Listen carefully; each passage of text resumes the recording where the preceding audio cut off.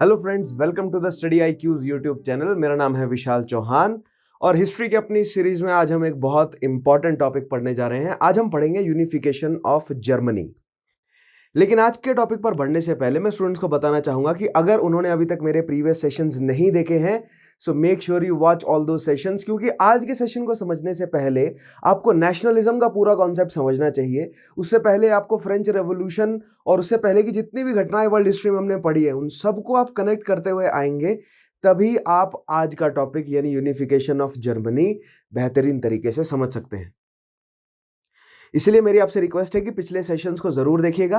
पिछले सेशंस को एक्सेस करने के लिए आप स्टडी आईक्यू के चैनल पर जाइए, वहां पर आपको मेरे नाम से प्लेलिस्ट मिल जाएगी, या अगर आप सिंपली यूट्यूब के सर्च बार पर मेरा नाम लिखते हैं तो भी प्लेलिस्ट का लिंक आपको मिल जाएगा, या इस वीडियो के नीचे जो पिंड कमेंट है वहां पर भी प्लेलिस्ट का लिंक अवेलेबल है। Make sure you watch all those previous sessions and leave your precious feedback. अपना फीडबैक मुझे कमेंट के माध्यम से जरूर दें ताकि मुझे पता चले कि आपको मेरे सेशंस अच्छे लग रहे हैं या बुरे लग रहे हैं, या और जो मैं सवाल पूछता हूं सेशंस में बीच में उनके जवाब आप मुझे कमेंट के माध्यम से जरूर दीजिएगा। सो आइए शुरू करते हैं आज का हमारा सेशन। आज के हमारे सेशन पर बढ़ने से पहले एक चीज मैं और बोलना चाहूंगा।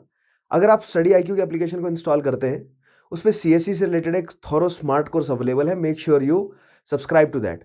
राइट, स्टडी आईक्यू के एप्लीकेशन को इंस्टॉल कीजिए, उस पर एक थोरो स्मार्ट कोर्स है और फॉर दैट मैटर बहुत सारे कोर्सेज अवेलेबल हैं स्टडी आईक्यू के एप्लीकेशन पर। राइट, अगर आप चाहते हैं कि एडलेस बिल्कुल आराम से बैठ के जो है वो आप अपनी प्राइवेसी का जो है वो ख्याल रखते हुए अगर आप सारे कोर्सेज आराम से देखें तो स्टडी आईक्यू की एप्लीकेशन आपके लिए ही एक बना हुआ पूरा जो है वो स्रोत है। ठीक है, so make sure you access that. The link for the application is right there in the description of this video. So let us start with the topic. As I said, आज हम पढ़ेंगे unification of Germany. So unification of Germany समझने से पहले आइए हम इस map के माध्यम से समझते हैं कि जो 18वीं शताब्दी का जो जर्मनी था, नॉट जस्ट जर्मनी बट जो 18th सेंचुरी का जो यूरोप है उसकी पॉलिटिकल सिचुएशंस क्या है। सो जैसा कि आप यहां पर मैप ये देख पा रहे हैं, इस मैप में this is a map of around 1750s और 1760s के आसपास का मैप है यूरोप का। अब यहां पर जो इंपॉर्टेंट पॉलिटिकल शक्तियां हैं वो देखिए। सो मैंने आपको पिछले टॉपिक में बताया था कि किस तरह राष्ट्र का निर्माण होता है और नेशनलिज्म है क्या और नेशन का मतलब क्या होता है। तो मैंने आपको नेशन की यूरोपियन डेफिनेशन समझाई थी कि यूरोप में नेशन की डेफिनेशन क्या बनी थी या नेशन स्टेट की डेफिनेशन क्या बनी थी। तो नेशन की डेफिनेशन ये बनी हमने, या पिछले टॉपिक में हमने ये समझी थी कि एक कोई ज्योग्राफिकल रीजन है जिसमें एक सर्टेन कल्चरल बैकग्राउंड और हिस्टोरिकल बैकग्राउंड शेयर करने वाली एक कम्युनिटी रहती है, जिसके ऊपर एक गवर्नमेंट आ गई। अगर वो कम्युनिटी रह रही है एक सिमिलर कल्चरल बैकग्राउंड और हिस्टोरिकल बैकग्राउंड वाली कम्युनिटी एक पर्टिकुलर ज्योग्राफिकल रीजन में रह रही है तो हम उसे नेशन कहेंगे। यानी कि within Europe there were many nations. ठीक है, सो इस मैप के हिसाब से देखिएगा, यहां पर Portugal nation, Spain nation, France nation, Britain nation, Holy Roman Empire, Hungarian nation, Austrian nation, Polish, Lithuanian, Prussian nation, Swedish, Denmark, Norwegian, और उसके अलावा जो है वो फिनिश नेशन, रशियन नेशन, ठीक है, टर्किश नेशन। तो ये नेशन किसको कह रहा हूं मैं? सो जो इनिशियल डेफिनेशन थी नेशन की उसके हिसाब से बोल रहा हूं मैं, यानी कि ऐसा ज्योग्राफिकल रीजन जिसके अंदर सिमिलर कल्चर वाले लोग रहते हैं। सो यहां पर आप क्लियरली देख पा रहे हैं ये जो रेड सेंट्रल यूरोप में ये जो आपको रेड लाइन दिख रही है ना, इस रेड लाइन के अंदर का जो रीजन है ये पूरा का पूरा जर्मैनिक भाषा बोलने वाले लोग हैं, यानी this is German nation. Germanic भाषा बोलने वाले लोग हैं तो ये जर्मन नेशन हुआ एक तरह से। ठीक है, अकॉर्डिंग टू दिस डेफिनेशन ये जर्मन नेशन हुआ। लेकिन नेशन स्टेट क्या है? नेशन स्टेट है जब कोई एक नेशन होता है, यानी एक पर्टिकुलर ज्योग्राफिकल रीजन है जिसमें सिमिलर कल्चरल बैकग्राउंड के लोग हैं, उनके ऊपर कोई एक गवर्नमेंट आती है रूल करने, उसको नेशन स्टेट कहते हैं।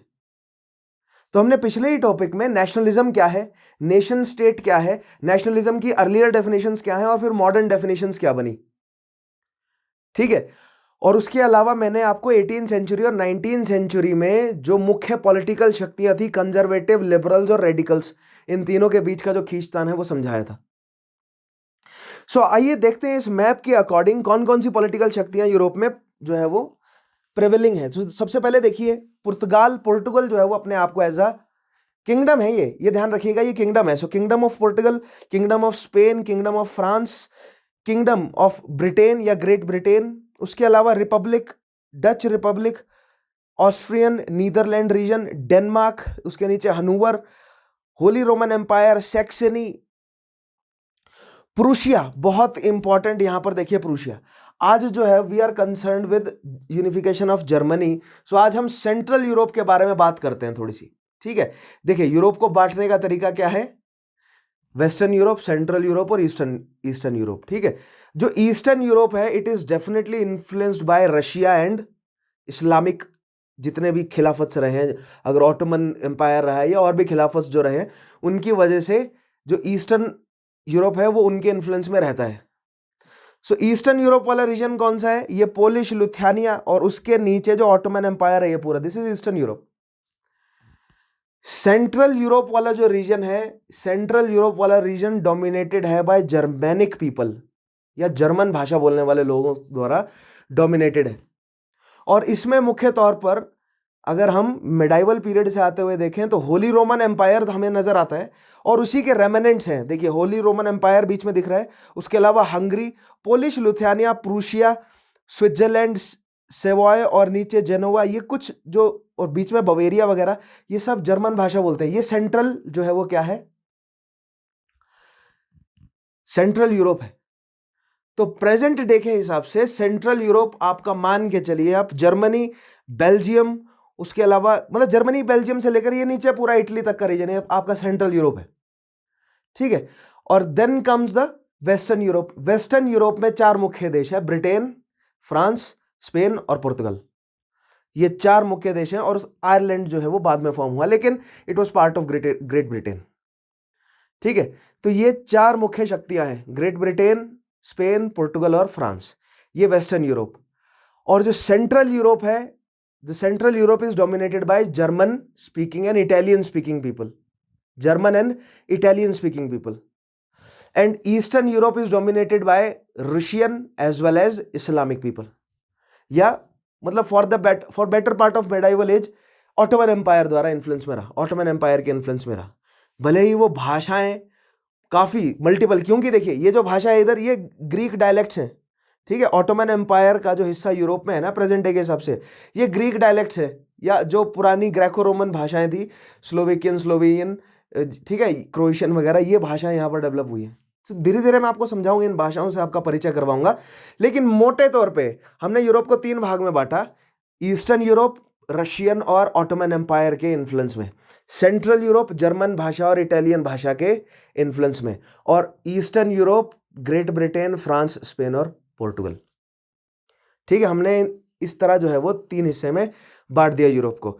सो जो सेंट्रल यूरोप है, आज हमें सेंट्रल यूरोप की कहानी समझनी है। मैंने आपको बोला ना, नेशनलिज्म समझ रहे हैं हम समझ रहे हैं कि यूरोप में धीरे धीरे नेशंस कैसे बने और वो नेशंस आपस में कैसे लड़े। ये हम क्यों समझ रहे हैं, क्योंकि आइए बिगर पिक्चर समझते हैं।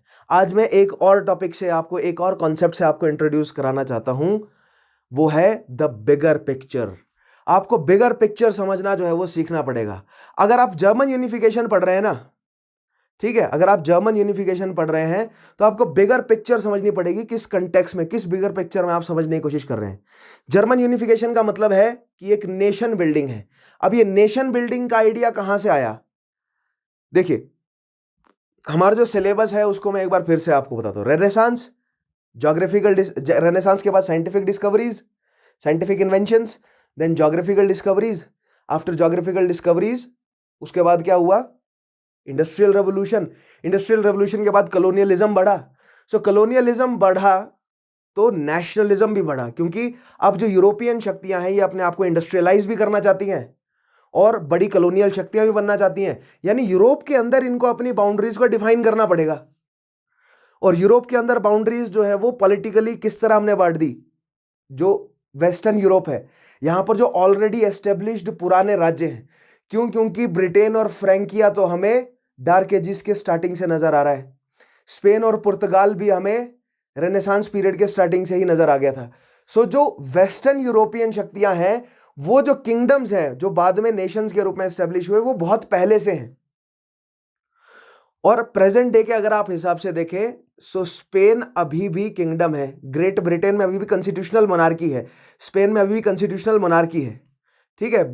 फ्रांस जो है वो रिपब्लिक हो चुका है। खैर ये कॉन्स्टिट्यूशनल मोनार्की किस किस ने अडॉप्ट करी, कौन कौन रिपब्लिक हो गया, इसमें हम बाद में आएंगे, ठीक है, ये बाद का चरण है हमारा। लेकिन अभी सबसे पहले हमें समझना है कि नेशंस कैसे बने, फिर वो नेशंस पे देखिए, नेशंस पे गवर्नमेंट किस तरह की है, किस तरह का नेशन स्टेट है, वो हम आगे समझेंगे, ठीक है। वो हमारा जो है वो अगला चरण है, लेकिन अभी हमें सबसे पहले नेशंस बनते हुए देखने हैं, ठीक है।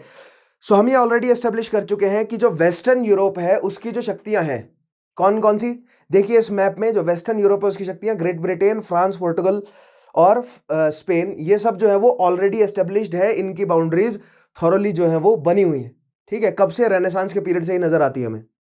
लेकिन जो सेंट्रल यूरोप है ये बटे हुए हैं, ये भाषा के हिसाब से दो मुख्य भाषाएं हैं, जर्मैनिक और इटालियन, ठीक है। अब जर्मैनिक और इटालियन भाषाओं के कई सारे अलग अलग डायलेक्ट्स हैं, कई जगहों पे हमें जर्मैनिक और इटालियन भाषाएं एक दूसरे से जुड़ती हुई भी दिखेंगी, कई जगहों पे दूर आती हुई, धीरे धीरे जो है उनमें हमें डिफरेंस भी आता हुआ नजर आएगा। लेकिन मोटे तौर पे जो सेंट्रल यूरोप हमने बांट दिया है वो जर्मैनिक, और देखिए सेंट्रल यूरोप आप क्लियरली देख सकते हैं इस मैप में, फ्रांस के आगे ये रेड बाउंड्री में जितना भी रीजन है ये है आपका जर्मैनिक ट्राइब्स, और उसके नीचे आ जाइए इटली तक ले जाइए सारा सारा का सारा, ठीक है। हंगरी को भी इंक्लूड कर लीजिए, ये पूरा का पूरा क्या है आपका जर्मैनिक भाषाएं बोलते हैं। जो पोलिश लुथियानिया कॉमनवेल्थ है उसमें कुछ जर्मैनिक भाषाएं बोली जाती है, फिर उसके आगे आपको रशिया दिख रहा है और नीचे Ottoman Empire, this is your Eastern Europe. So Eastern Europe में पोलिश लुथियानिया जो है वो धीरे धीरे जर्मैनिक भाषा फेड आउट हो रही है, रशियन भाषा स्ट्रांग हो रही है। वैसे रशियन और जर्मैनिक के आपको रूट जो है वो एक जगह पर आते हुए दिख जाएंगे। लेकिन मैंने बोला ना पहले हम एक मोटी मोटी अंडरस्टैंडिंग बनाते हैं, फिर बारीकियों में उतरेंगे, ठीक है। सो जो ईस्टर्न यूरोप है influenced by Russia and Ottoman Empire, ठीक है, एंड देयर लैंग्वेजेस, ठीक है, क्योंकि हमारी नेशन की जो डेफिनेशन है वो कल्चर के आधार पर है और लैंग्वेज कल्चर का हिस्सा है, ठीक है। तो अभी हम लैंग्वेज के हिसाब से बांटते हैं यूरोप को। सेंट्रल यूरोप में जर्मैनिक और इटालियन भाषाएं, और वेस्टर्न यूरोप में स्पेनिश, पुर्तगीज, फ्रेंच और इंग्लिश। तो स्पेनिश, पुर्तगीज, फ्रेंच और इंग्लिश भाषा बोलने वाले जो रीजन है उन्होंने अपने आप को जो है वो नेशनलाइज कर लिया और वो नेशंस हमें बनते हुए दिख गए, ठीक है। कब, जब हम 18th और 19th सेंचुरी में अब हम एंटर कर रहे हैं। सो 19th सेंचुरी की बात हम करेंगे इंडस्ट्रियल रेवोल्यूशन के समय, जब इंडस्ट्रियल रेवोल्यूशन आने लगा। सो इंडस्ट्रियल रेवोल्यूशन के लिए देखिए, इंडस्ट्रियल रेवोल्यूशन से क्या हुआ, इंडस्ट्रियल रेवोल्यूशन से कलोनियलिज्म बढ़ा।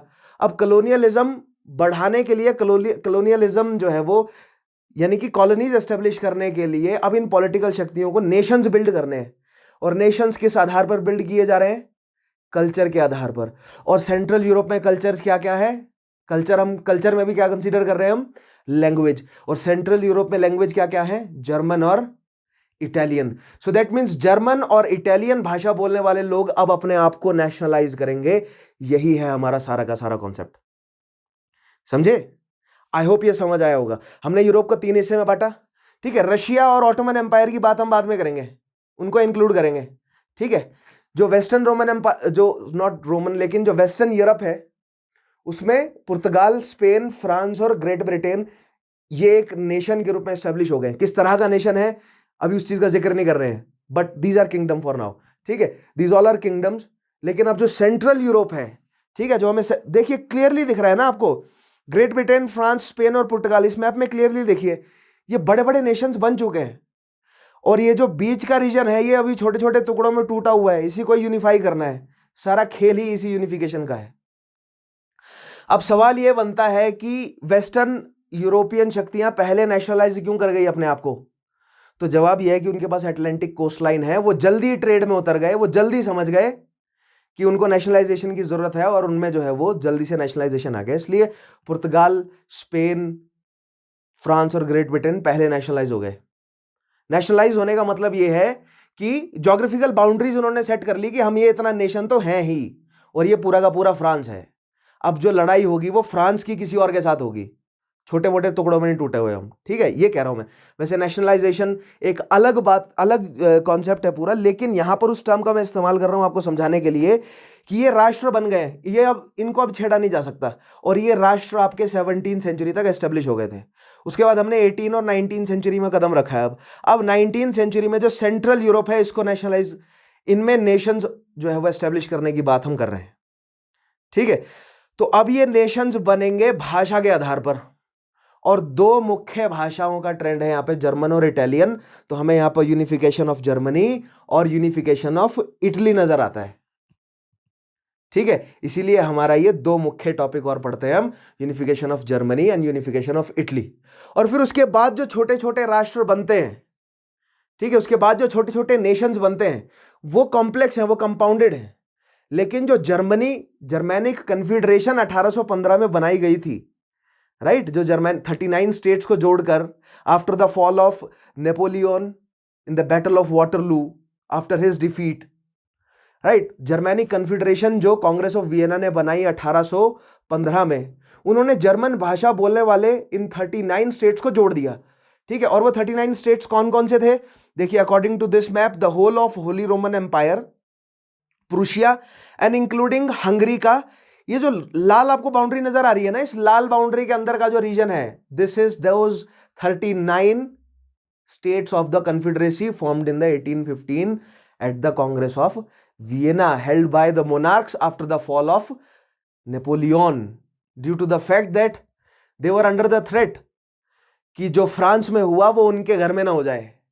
जैसे फ्रांस में लुई 16 को एग्जीक्यूट किया गया ओपनली, ऐसे अन्य यूरोपियन शक्तियों को जो है वो एग्जीक्यूट ना कर दिया जाए, या मोनार्क्स को एग्जीक्यूट ना किया जाए। सो आई होप इस मैप के तहत आपको समझ आया होगा, जो बिल्कुल मोटी मोटी बात मैंने समझाने की कोशिश करी कि जो सेंट्रल यूरोप है इसका यूनिफिकेशन होना है, और इसमें दो मुख्य शक्तियां यूनिफाई करेंगी।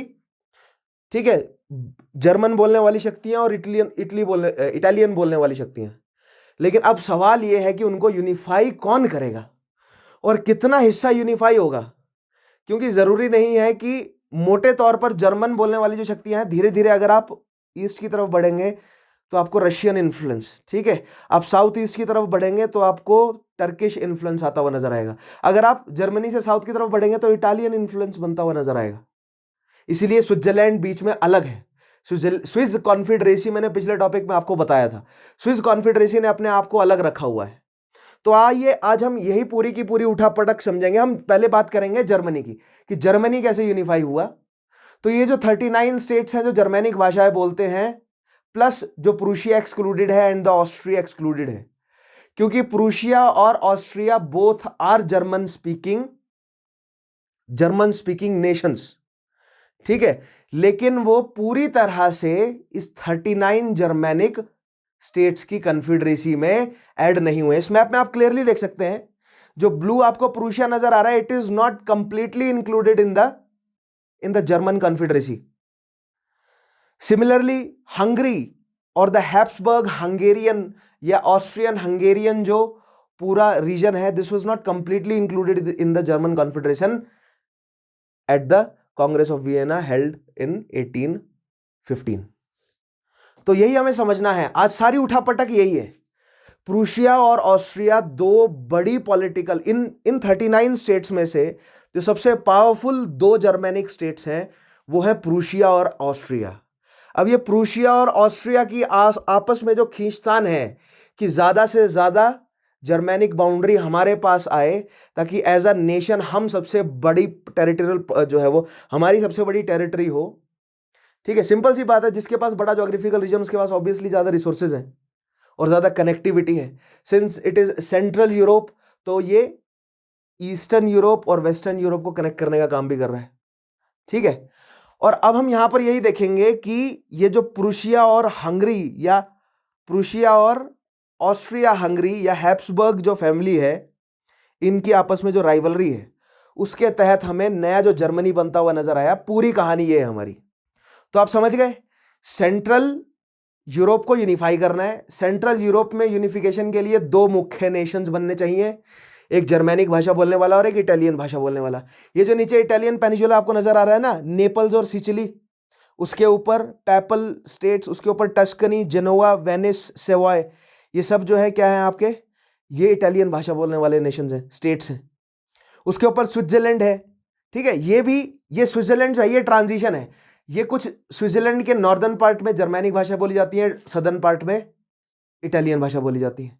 ठीक है, इसलिए स्विट्जरलैंड ने अपने आप को एक अलग कॉन्फेडरेसी के रूप में एस्टेब्लिश कर लिया है। तो Swiss they are not included in this dispute. ठीक है, और आप ईस्ट की तरफ जाएंगे तो हंगरी, अब इसके बाद जो है वो आपकी शुरू हो जाती है जर्मेनिक भाषाएं। ये जो हंगरी है, ये ऑस्ट्रियो हंगरी है, ये क्या भाषा बोलते हैं? जर्मेनिक।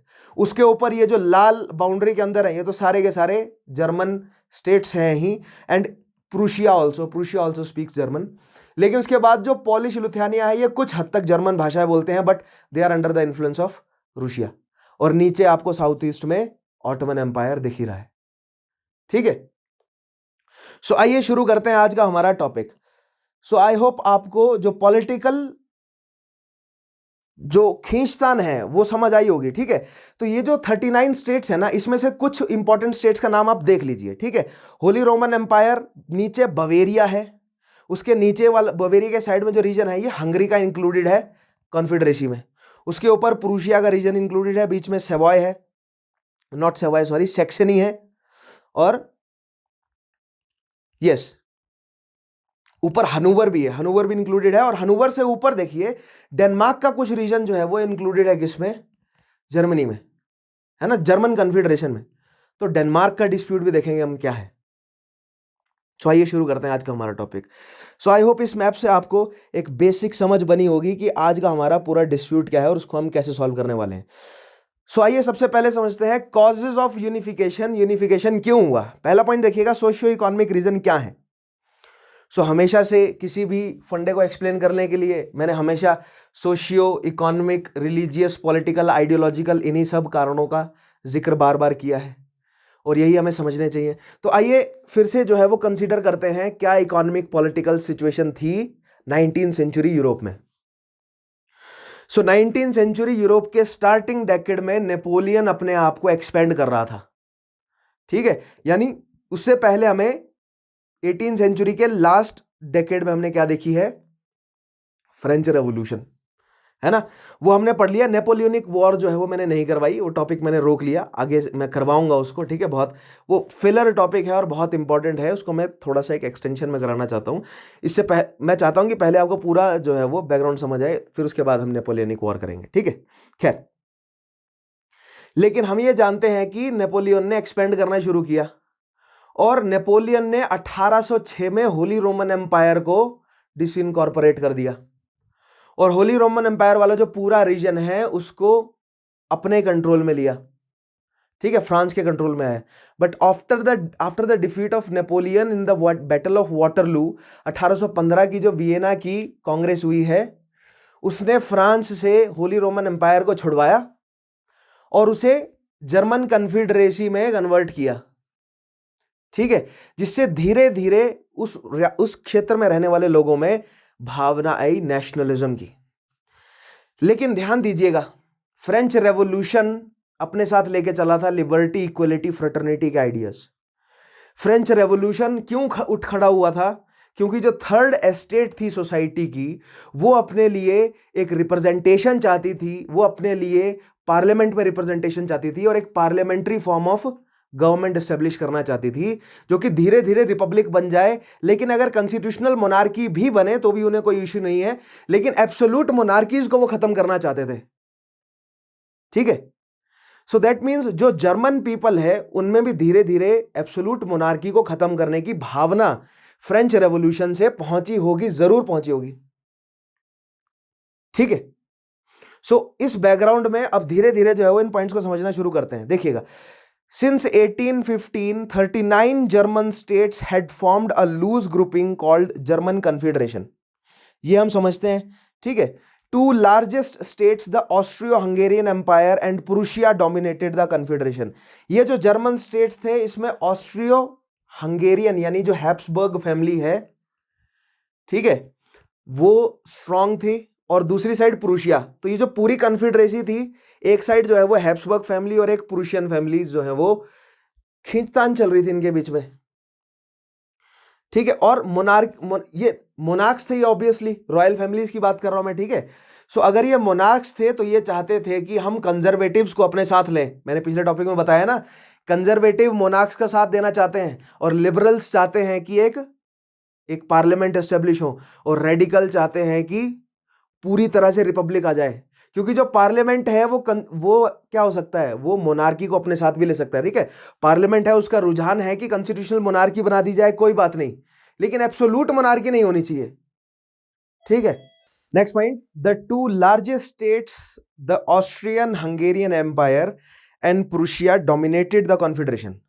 तो ये जो 39 जर्मन स्टेट्स की जो कॉन्फेडरेशन है, जैसे मैंने पहले भी बताया था, प्रूशिया की रॉयल फैमिली और ऑस्ट्रिया हंगरी की रॉयल फैमिली, क्योंकि ऑस्ट्रिया और हंगरी ने मैट्रिमोनियल अलायंस बना लिया था और वो एक बड़ी रॉयल फैमिली में कन्वर्ट हो गए थे। तो ये दो जर्मन भाषा बोलने वाले स्टेट्स हैं और ये खींचतान कर रहे हैं। अब देखिए, जर्मैनिक कन्फेडरेशन से इनकी स्ट्रेंथ इतनी ज्यादा है कि जर्मैनिक कन्फेडरेशन में ये अंदर भी है और जर्मैनिक कन्फेडरेशन से इन्होंने एक बड़ा हिस्सा अपने आप को बाहर भी रखा हुआ है, ठीक है। सो दैट मीन्स ये इंटरनल वो भी डाल सकते हैं, मतलब इंटरनल इफेक्ट भी डाल सकते हैं और एक्सटर्नल इफेक्ट भी डाल सकते हैं। ये एक्सटर्नल जो है वो इन्फ्लुएंस भी है इनका किस पर, जर्मैनिक कन्फेडरेशन पर, ठीक है। क्यों? क्योंकि जर्मैनिक कन्फेडरेशन एक ट्रीटी में आ गई थी ना कि जो जर्मैनिक कन्फेडरेशन है वो आपस में नहीं लड़ेंगे, ठीक है। तो प्रूशिया और ऑस्ट्रिया अगर बाहर हैं थोड़े थोड़े हिस्से, तो वो जर्मैनिक कन्फेडरेशन की इस ट्रीटी को भंग भी कर सकते हैं, समझ रहे हैं। और वही उन्होंने किया भी, कई सारे युद्ध हुए, आगे समझाता हूं आगे आपको। नेक्स्ट देखिएगा, the social conditions were similar to those witnessed in any feudal society. In Germany the landlords were called Junkers who dominated the affair of the state. Junker या यंका या जंकर, अलग अलग डायलेक्ट्स में अलग अलग तरीके से बोला जाता है। हम इंग्लिश में या एंग्लिसाइज किया गया है इसे एज जंकर्स।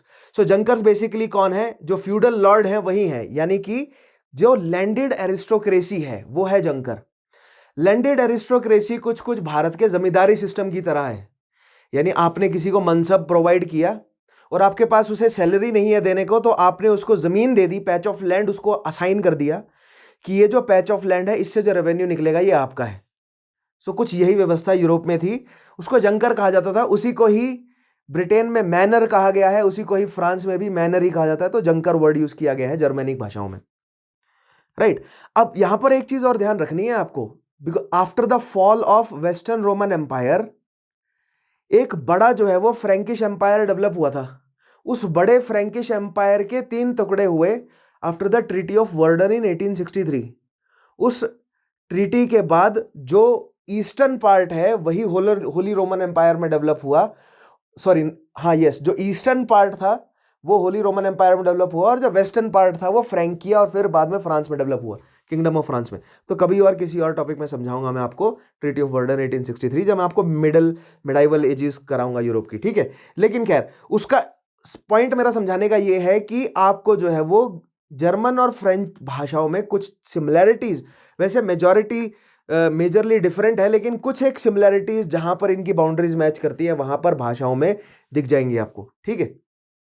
राइन नदी के आसपास, राइन नदी जो है वो जर्मन भाषा वाला रीजन और फ्रैंक भाषा वाले रीजन को बांटने का काम करती है। कई बार राइन नदी जो है वो काम किया है राइन रिवर ने वो, ठीक है। बहुत इंपॉर्टेंस है राइन रिवर की, समझाऊंगा आगे क्या है। नेपोलियनिक वॉर में समझाऊंगा मैं आपको राइन रिवर की इंपॉर्टेंस, ठीक है। लेकिन यहां पर हमें समझना है, इन Germany the landlords were called Junkers who dominated the affair of the state. मैंने बोला ना,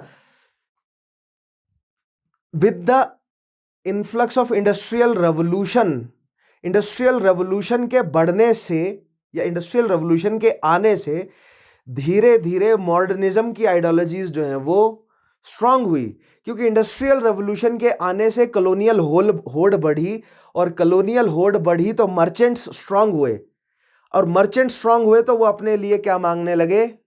वो मांगने लगे अपने लिए एक पार्लियामेंट्री सिस्टम ऑफ गवर्नमेंट की डिमांड करने लगे, मोनार्की के अबॉलिशन की बात करने लगे वो, ठीक है। लेकिन जर्मनी में बिफोर द मतलब इंडस्ट्रियल रेवोल्यूशन के बड़े हिट आने से पहले या second phase of industrial revolution आने से पहले या इस समय जब हम बात करें 1850s की अगर बात करें, तो जर्मनी का सिस्टम जो है वो फ्यूडल है। फ्यूडल कहने का मतलब ये कि वहां के जो फ्यूडल लैंड लॉर्ड हैं उनको कहा जाता है जंकर, ठीक है। उन्हीं को ही कहा गया मैनर फ्रांस और ब्रिटेन में। तो ये जंकर्स हैं, ये क्या हैं? यही वो फ्यूडल लैंडलॉर्ड हैं जो शुरुआत में मर्चेंट भी बने होंगे, इसीलिए ये कंजर्वेटिव हैं और ये जुड़े हुए हैं मोनार्की के साथ, ठीक है। समझ गए आप? तो ये सारी चीजें मैंने पहले आपको एक्सप्लेन करी हैं, तो आपको यहां पर जंकर्स की इंपॉर्टेंस पता होनी चाहिए। Economically, the division of Germany into multiple states resulted in poor economic developments because of restrictions imposed on these states on the free movement of goods. Division of Germany जो है वो किसमें हुआ था? छोटे छोटे स्टेट्स में बटा हुआ था, ठीक है। Bavaria, Hanover, Holy Roman Empire, Prussia, Austria, ये कुछ एग्जांपल्स है, ये कुछ बड़ी शक्तियां थी। उसके अलावा लग्जमबर्ग, बहुत छोटे छोटे बहुत सारे थे, 39 थे इन टोटल।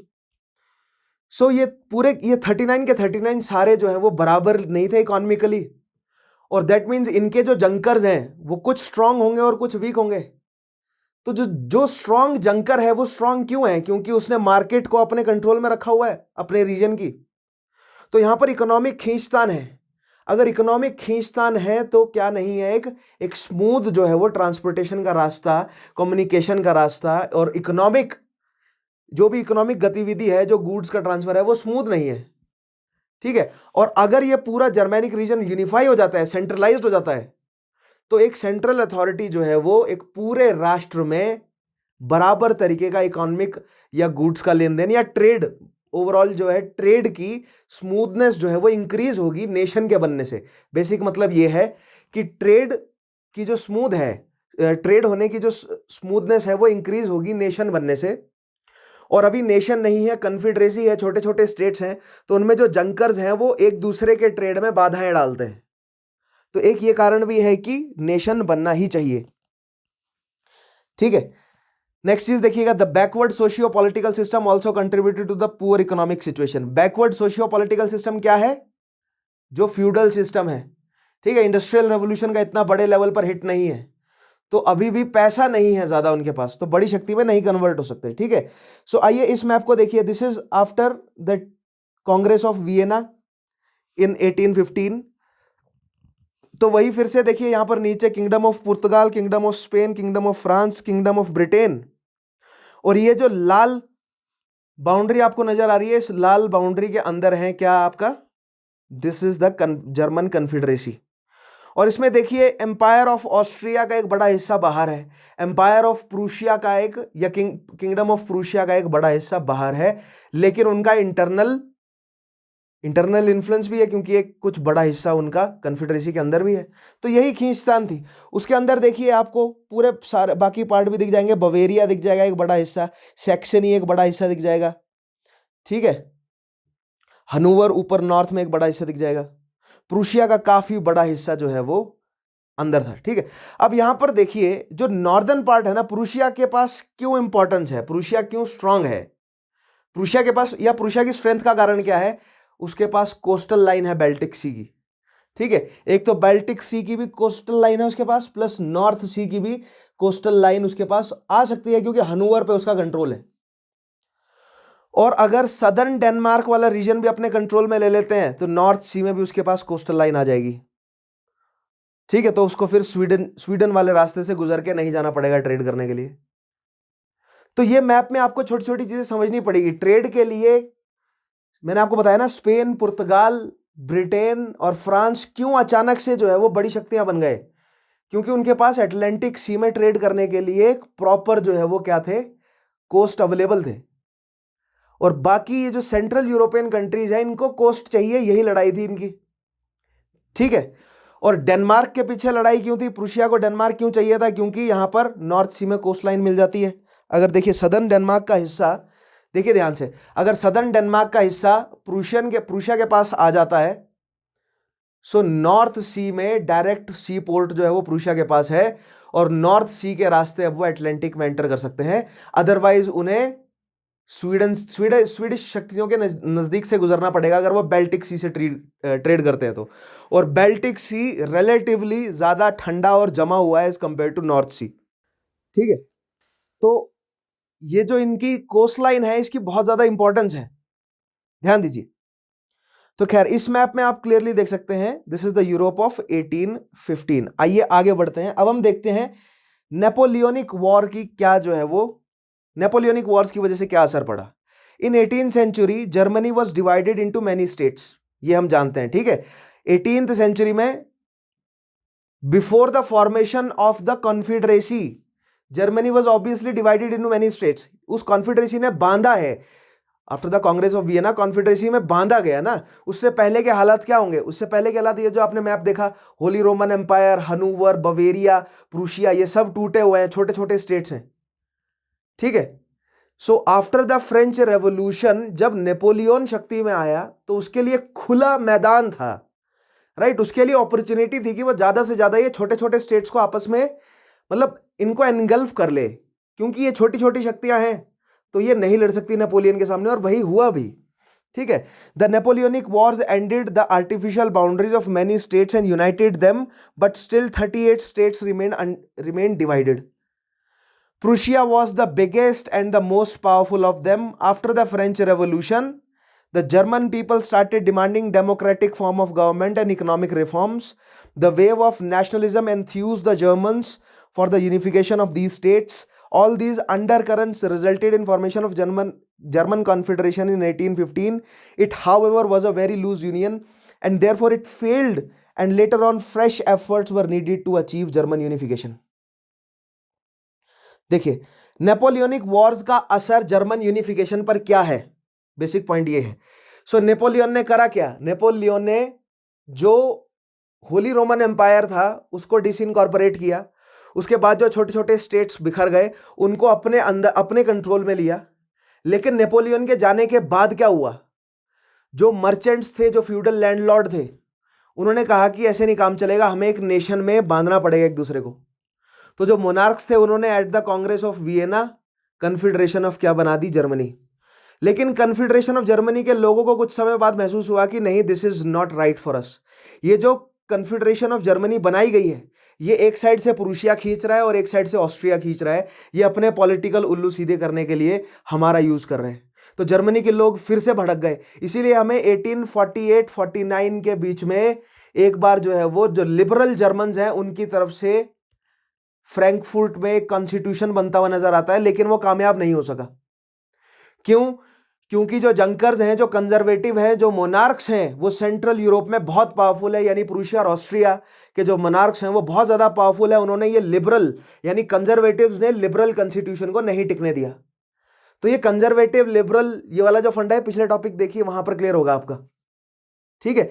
तो सेंट्रल यूरोप में कंजर्वेटिव्स और लिबरल्स आपस में लड़ रहे हैं इसी एक फंडे पर, ठीक है। सो तो नेपोलियनिक वॉर का इफेक्ट देखिए क्या पड़ा इस मैप के माध्यम से। सो ये है 1810 में नेपोलियन का एम्पायर। सो जो फ्रांस है, जो ये डार्कर शेड ऑफ पर्पल कह लीजिए आप इसे, ठीक है, इसमें आप देखिए जो ऊपर नीदरलैंड्स और हनूवर वाला जो पूरा रीजन है, ये फ्रांस ने अपने कंट्रोल में ले लिया। इससे क्या हुआ? इससे हुआ ये कि जो जर्मेनिक रीजन है उसका, उनसे जो उनकी जो कोस्टल लाइन थी वो उसने छीन ली, क्योंकि जिसके पास कोस्टल लाइन है उसका ट्रेड मजबूत है।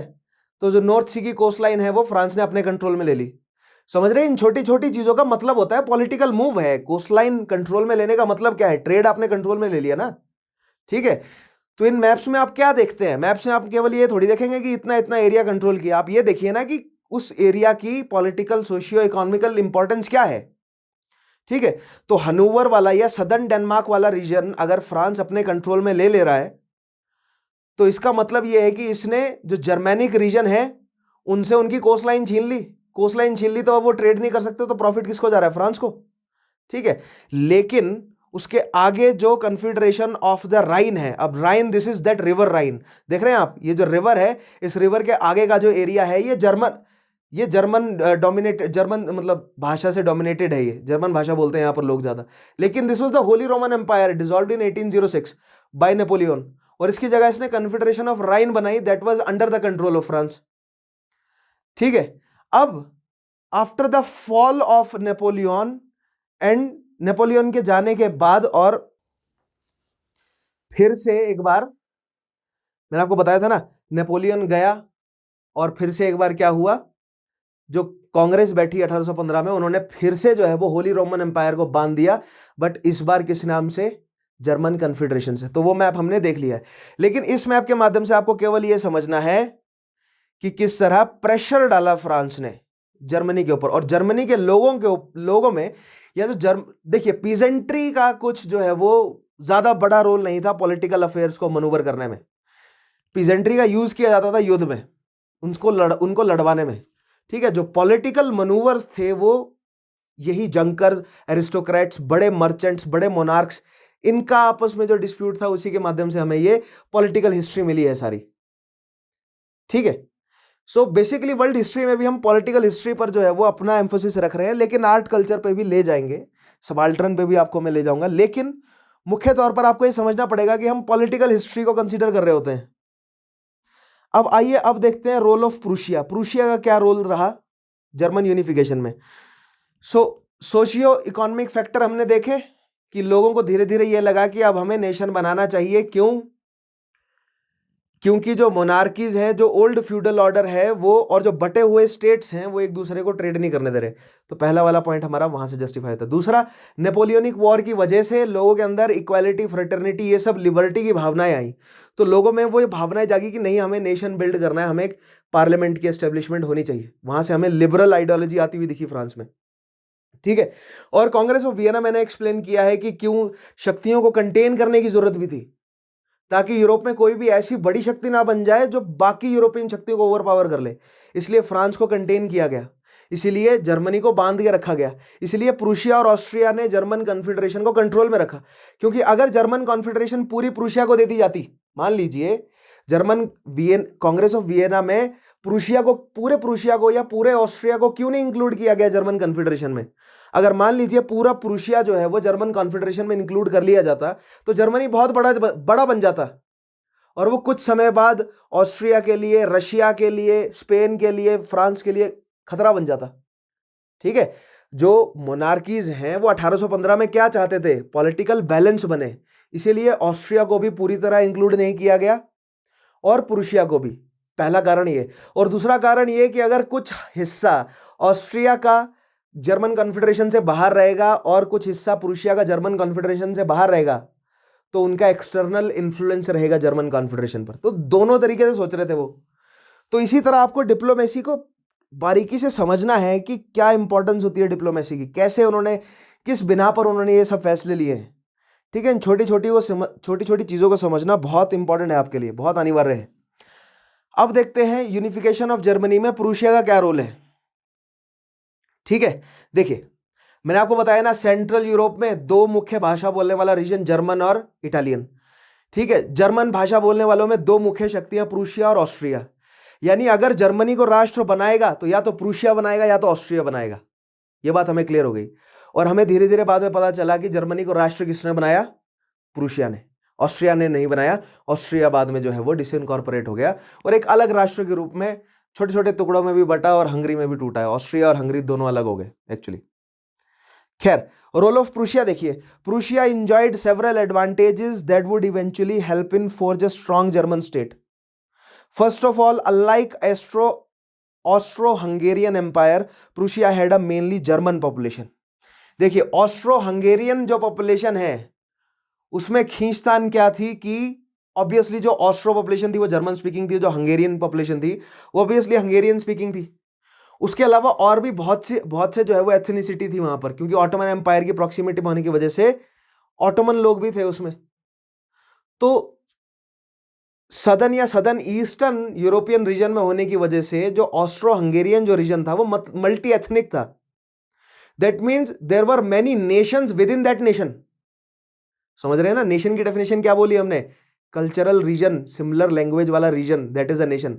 ठीक है, so according to this definition Austro Hungarian जो भी पूरा राष्ट्र है उसके अंदर बहुत सारे छोटे छोटे मिनी राष्ट्र हैं, लेकिन प्रूशिया पूरा का पूरा जर्मेनिक भाषा बोलने वाला राष्ट्र था। ठीक है, एक ये एडवांटेज थी प्रूशिया के पास। नेक्स्ट चीज, as a result nationalism actually unified Prussia while ethnic groups in Austria Hungary tore it apart. इसीलिए जब यूनिफिकेशन ऑफ जर्मनी की बात आई तो प्रूशिया हावी हो गया, क्योंकि प्रूशिया की जो एरिस्टोक्रेसी है वो ये क्लियरली बोल सकती थी कि हम जर्मन स्पीकिंग है और आप तो आपस में लड़ते रहते हो। सो ये जो नेशनलिज्म की भावना है, यानी कि सिमिलर भाषा बोलने वाले लोग एक छत्र शासन में आ जाएं, ये जो आइडियोलॉजी है इसने फेवर किया प्रूशिया को, और ऑस्ट्रिया जो कि मल्टी एथनिक थी इस आइडियोलॉजी के साथ नहीं जुड़ सका तो वो टूट गया। इसीलिए हमें प्रूशिया के इन्फ्लुएंस में आता हुआ ज्यादा से ज्यादा जर्मेनिक स्टेट्स दिखे, और जो जर्मनी उभर कर आया वो प्रूशिया के इन्फ्लुएंस से बना, ना कि ऑस्ट्रिया के इन्फ्लुएंस से बना। आई होप ये बिल्कुल बेसिक चीज समझ आई होगी, बहुत प्यारी चीज है ये। अगर आपको समझ आ गया तो यूनिफिकेशन ऑफ जर्मनी आप समझ गए, ठीक है, समझ रहे हैं ना। जर्मनी यूनिफाई होना है किन के द्वारा, या तो ऑस्ट्रिया या तो प्रूशिया। क्यों? क्योंकि सेंट्रल यूरोप में जो जर्मन भाषा बोलने वाले स्टेट्स हैं उनमें से दो मुख्य जो स्टेट हैं, दो सबसे पावरफुल स्टेट हैं, वो है ऑस्ट्रिया हंगरी और प्रूशिया। जिनमें से प्रूशिया जो है वो पूरी तरह जर्मन भाषा बोलने वाला नेशन है। इसलिए नेशनलिज्म की जो भावना प्रेवलेंट थी यूरोप में उस समय, वो ये थी कि जो सिमिलर भाषा बोलने वाले, सिमिलर कल्चर, सिमिलर जो है वो पॉलिटिकल हिस्ट्री रखने वाले लोग एक छत्र शासन के अंडर आ जाएं।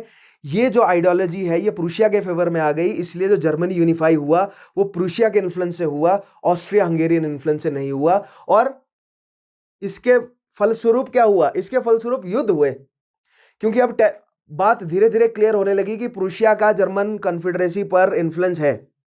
अगर प्रूशिया का जर्मन कन्फेडरेसी पे इन्फ्लुएंस है तो अब ये आ गया कि हंगरी को और ऑस्ट्रिया को जर्मन कन्फेडरेसी से अलग करने के लिए कौन कौन साथ देगा? प्रूशिया का। तो अब सेंट्रल यूरोप में बड़ी शक्तियां कौन? इटालियन और जर्मन। और यह बात क्लियर होती गई कि प्रूशिया जो है वो जर्मनी को अपने साथ लेगा। तो ऑब्वियसली जर्मनी का साथ किसने दिया, या प्रूशिया का साथ किसने दिया? इटालियन शक्तियों ने। और आसपास और बड़ी शक्तियां कौन है कॉन्फ्लिक्ट में? फ्रांस। तो हमें जो प्रूशिया है उसके युद्ध किसके साथ नजर आएंगे? प्रूशिया के युद्ध होता हुआ नजर आएगा ऑस्ट्रिया के खिलाफ। और देखिए प्रूशिया के ऊपर उसको नॉर्थ सी में क्या चाहिए? उसको नॉर्थ सी में ट्रेडिंग पोर्ट चाहिए। उसके लिए उसको सदर्न डेनमार्क का रीजन भी छीनना पड़ेगा। सो एक बार प्रूशिया का युद्ध किससे होगा? डेनमार्क से होगा। एक बार प्रूशिया का युद्ध किससे होगा? ऑस्ट्रिया से होगा। और एक बार प्रूशिया का युद्ध किससे होगा? फ्रांस से होगा। इन तीनों युद्धों के बाद प्रूशिया अपने आप को एक स्ट्रांग राष्ट्र के रूप में एस्टेब्लिश करेगा, जिसे हम जर्मनी के नाम से जानेंगे। और यह काम करने के लिए जो लीडर सामने आएगा वो शासक होगा विल्हेम, और वो लीडर होगा Otto von Bismarck. This is the unification of Germany. I hope आपको समझ आया होगा। कहानी समझ आई ना आपको सेंट्रल यूरोप की? आई होप समझ आई होगी, ठीक है। खैर इन्हीं चीज को आप सेंटेंसेस में देखते हैं। नेक्स्ट देखिए, सो रोल ऑफ प्रूशिया देखिए। Prussia enjoyed several advantages that would eventually help it forge a strong German state. First of all, unlike the Austro-Hungarian Empire, Prussia had a mainly German population. ठीक है, ये हम समझ गए। As a result, nationalism actually unified Prussia and ethnic groups in Austria-Hungary tore it apart. Nationalism का मतलब क्या था? जो सिमिलर भाषा बोलने वाले लोग हैं वो एक नेशन है। तो प्रूशिया पूरा जर्मन भाषा बोलता था, इसलिए जर्मन कन्फेडरेसी पर असर प्रूशिया का हुआ। ऑस्ट्रिया हंगरी जो है वो मैट्रिमोनियल अलायंस में आए, लेकिन अलग अलग एथनिक ग्रुप थे वो टूट गए। इसीलिए प्रूशिया को अब ऑस्ट्रिया को अलग करना है जर्मनी से, तभी वो जर्मन कन्फेडरेसी तैयार कर सकता है। ठीक है, बहुत मजा आएगा। देखिए अगला पॉइंट देखिएगा। सेकेंडली, पहला पॉइंट ये है, दूसरा है secondly Prussia's army was by far most powerful in central Europe. Finally Prussian industrialize more quickly other than German states. अब देखिए, अब आप क्लियरली देखिए प्रूशिया की प्रॉक्सिमिटी ब्रिटेन के साथ बेटर है as compare to Austria Hungary या अन्य जर्मेनिक स्टेट्स। ठीक है, और यूरोप में ग्रेट ब्रिटेन से, मान लीजिए यूरोप में ये ग्रेट ब्रिटेन है, ठीक है, तो ग्रेट ब्रिटेन से यूरोप में धीरे धीरे जो है वो इंडस्ट्रियल रेवोल्यूशन फैला। तो ग्रेट ब्रिटेन से कहां आया होगा? हनूवर ग्रेट ब्रिटेन से आया होगा। ऑस्ट्रियो नीदरलैंड ग्रेट ब्रिटेन से आया होगा प्रूशिया। तो प्रूशिया में पहले आया और अदर जर्मेनिक स्टेट्स में बाद में आया। सो प्रूशिया ने अपने आप को पहले इंडस्ट्रियलाइज कर लिया। प्रूशिया ने पहले इंडस्ट्रियलाइज कर लिया तो उसने इकॉनमी पहले डेवलप कर ली। तो उसने अपनी मिलिट्री शक्ति को पहले बढ़ा लिया, क्योंकि इंडस्ट्रियल रेवोल्यूशन आया, उसने तुरंत गाड़ियां बना ली पावरफुल, उसने हथियार बना लिए, उसने तुरंत जो है वो हथियार बनाने की फैक्ट्रियां खोल ली, तुरंत उसने कॉलोनाइजेशन शुरू कर दिया। सो प्रूशिया की मिलिट्री शक्ति बढ़ी। क्यों? क्योंकि प्रूशिया में इंडस्ट्रियल रेवोल्यूशन जल्दी आया as compare to other Germanic region. क्यों? Because of the proximity, because of the greater proximity of Prussia to the Great Britain. सिर्फ नॉर्थ सी को पार करना है और सीधा प्रूशिया में समान आ जाएगा, राइट? और प्रूशिया से गुजरकर बाकी जर्मेनिक स्टेट्स को जाएगा। तो प्रूशिया की ये जो नदन यूरोप में होने वाली जो स्ट्रेटेजिक पोजीशन है, इसका उसको फायदा मिला। ठीक है, सो लास्ट पॉइंट देखिएगा। Finally Prussia industrialise more quickly than other Germanic states. ठीक है ना, आइए आगे बढ़ते हैं। ऑलराइट, सो इस मैप में देखिए जो मैं आपको एक्सप्लेन कर रहा था कि किस तरह नॉर्थ नॉर्थ सी के रास्ते ग्रेट ब्रिटेन से इंडस्ट्रियल रेवोल्यूशन धीरे धीरे प्रूशिया तक पहले पहुंचा और अन्य जर्मेनिक स्टेट्स में बाद में। क्यों? क्योंकि देखिए, ग्रेट ब्रिटेन की प्रॉक्सिमिटी फ्रांस में है, तो फ्रांस में आया इंडस्ट्रियल रेवोल्यूशन। ग्रेट ब्रिटेन के साथ जो है वो नजदीक है हनूवर, डच। सो हनूवर और डच रीजन जो है वो पर्शियन इन्फ्लुएंस में है, इसलिए पर्शिया में पहले आ गया industrial revolution as compare to Hungary. अगर पर्शिया में इंडस्ट्रियल रेवोल्यूशन पहले आया तो पर्शिया की इकोनॉमी जो है वो जल्दी जो है वो डेवलप हुई। अब यहां पर आपको ध्यान रखना है, प्रूशिया और पर्शिया दो अलग अलग चीजें हैं। मैंने 2-3 बार पर्शिया बोला, क्यों? ताकि मैं यही चीज एस्टेब्लिश करूं आपको कि प्रूशिया और पर्शिया है फारस, ईरान, और प्रूशिया जो है वो आपका सेंट्रल यूरोपीय के एक किंगडम था, ठीक है, जर्मेनिक भाषा बोलने वाले। खैर, सो इस मैप में आपको क्लियर होता है कि जो प्रूशिया है उसकी नदन यूरोप, मतलब उसका जो है वो नॉर्थ यूरोप में होना, या नॉर्थ यूरोप कहने का मतलब ये कि उसकी प्रॉक्सिमिटी नॉर्थ सी और बेल्टिक सी या ग्रेट ब्रिटेन से उसकी प्रॉक्सिमिटी होना, वहां पर जो है वो इस वजह से जल्दी इंडस्ट्रियल रेवोल्यूशन आया, तो जल्दी इकोनॉमिक जो है वो बूम आया उधर, और इकोनॉमिक बूम आने की वजह से मिलिट्री जल्दी डेवलप हो गई as compare to Austria Hungary, ठीक है। एक कारण ये भी है, और दूसरा कारण प्रूशिया का जो रीजन है वो जर्मेनिक भाषा बोलता है। तो आप देखिए, ये पूरी की पूरी आपकी जर्मन कन्फेडरेशन है, ये जो लाल डोरी के अंदर आपको दिख रही है ना, ये जर्मन कन्फेडरेशन है। इसमें जो ऑस्ट्रिया हंगरी वाला हिस्सा है ये मल्टी एथनिक है, लेकिन जो प्रूशिया वाला रीजन है वो पूरा जर्मेनिक भाषा बोलने वाले लोग हैं। ये एक जो है वो कल्चरल एज है जर्मेनिक कल्चरल एज है प्रूशिया के पास, जिस वजह से जब जर्मनी को यूनिफाई करने की बात आई, मैंने बताया ना आपको, मिड 19th सेंचुरी में यूरोप में नेशनलिज्म का मतलब था जो सिमिलर कल्चर वाले लोग हैं उनको एक साथ कर दो, ठीक है, उनको जो गवर्न करेगा वो फिर उनकी नेशन स्टेट होगी। सो दैट मीन्स जो सेंट्रल यूरोप वाला रीजन है, यहां पर जर्मेनिक और इटालियन भाषा बोलने वाले दो मुख्य नेशंस है, ठीक है। मेनली जितने भी स्टेट्स हैं वो जर्मेनिक या इटालियन भाषा बोलते हैं। सो दैट मीन्स जर्मन जो नेशन बनेगा वो जर्मन भाषा के आधार पर ही बनेगा ऑब्वियसली। सो यहां पर दो मुख्य जो है वो ऐसी स्टेट्स हैं, ऑस्ट्रिया और प्रूशिया, जिनके बीच में वो कंपटीशन है कि कौन जर्मनी को यूनिफाई करेगा। अब प्रूशिया के पास क्या कंपिटिटिव एज है? दो चीजें, पहली, प्रूशिया की इकोनॉमी स्ट्रांग है क्योंकि इंडस्ट्रियल रेवोल्यूशन प्रूशिया के पास आ गया। दूसरा, प्रूशिया के पास जो मेजॉरिटी ऑफ पॉपुलेशन है वो जर्मेनिक भाषा बोलने वाली है, उसके पास कल्चरल और लिंग्विस्टिक एज भी है नेशन बनाने की। इसीलिए हमें जो जर्मनी यूनिफाई होता हुआ नजर आता है वो प्रूशिया की तरफ से, ठीक है। आइए अगले पॉइंट देखते हैं। अब हम आते हैं background to German unification. German unification का थोड़ा सा बैकग्राउंड उठाते हैं, ठीक है। देखिए 1861 विल्हेल्म फर्स्ट, जिसको एंजेलिसाइज किया जाए तो विलियम पढ़ा जाएगा, लेकिन जर्मन में विल्हेल्म फर्स्ट, हाउस ऑफ होहेनजोलेन, ठीक है। होहेनजोलेन जो हाउस है जर्मेनिक यानी प्रूशिया की जो रॉयल फैमिली चली आ रही है होहेनजोलेन की, उसका जो शासक है Wilhelm first succeeded Frederick William to the throne. So 1861 में विल्हेम फर्स्ट जो है वो शक्ति में आए। Wilhelm first moved to reform the army and double the already powerful Prussian military. However, his liberal parliament refused him the money for his reforms. Wilhelm saw the parliament's refusal as major challenge to his authority. He was supported in his views by Junkers, who was strongly conservative and opposed liberal ideas. सो जो हम अभी तक concept समझते आ रहे हैं Europe में monarchy, Wilhelm first, ठीक है। जो मोनार्की है वो क्या करना चाहता है? आर्मी को स्ट्रांग करना चाहता है, लेकिन आर्मी स्ट्रांग होती हुई किसी मोनार्क के अंदर यूरोप ने 19th सेंचुरी के पहले डेकेड में नेपोलियन के अंडर वो होता हुआ देख लिया। और इसीलिए जो लिबरल्स हैं, और मैंने बोला ना लिबरल्स की वेव एक बार सेंट्रल यूरोप और खासकर जर्मेनिक रीजन में 1848-49 में उन्होंने जो है वो फ्रैंकफर्ट कॉन्स्टिट्यूशन बनाने की एक नाकाम कोशिश कर ली है। लेकिन इसका मतलब ये नहीं है कि जो लिबरल्स हैं वो वीक हैं, लिबरल्स भी स्ट्रांग हैं। अब लिबरल्स हैं कौन? लिबरल्स वो मर्चेंट्स हैं, वो नया मर्चेंट क्लास है जो पुराना एरिस्टोक्रेटिक और फ्यूडल लॉर्ड से नीचे हैं, ठीक है, इकोनॉमिकली कमजोर है, लेकिन धीरे धीरे वो इकोनॉमिकली स्ट्रेंथ की तरफ बढ़ रहे हैं due to the industrial revolution. ये मैंने आपको समझाया था कि कंजर्वेटिव और लिबरल्स के आइडियोलॉजीज में डिफरेंस क्यों है, क्योंकि वो दोनों क्या चाहते हैं, दोनों रिप्रेजेंटेशन चाहते हैं अपने लिए, दोनों पॉलिटिकल कंट्रोल चाहते हैं अपने लिए। और जो कंजर्वेटिव्स हैं वो पुराने फ्यूडल लॉर्ड्स हैं जो मर्चेंट्स हो गए, राइट। और जो लिबरल्स हैं वो छोटे नए, मतलब वो मर्चेंट्स हैं, वो नए इंडस्ट्रियलिस्ट हैं, लेकिन वो अभी छोटे हैं, कमजोर हैं इकोनॉमिकली, छोटा वर्ग है इकोनॉमिकली, जो अभी वो श्रंकन है, वो धीरे धीरे ग्रो करेंगे, इसलिए उनकी पॉलिटिकल शक्ति नहीं है लिबरल्स की।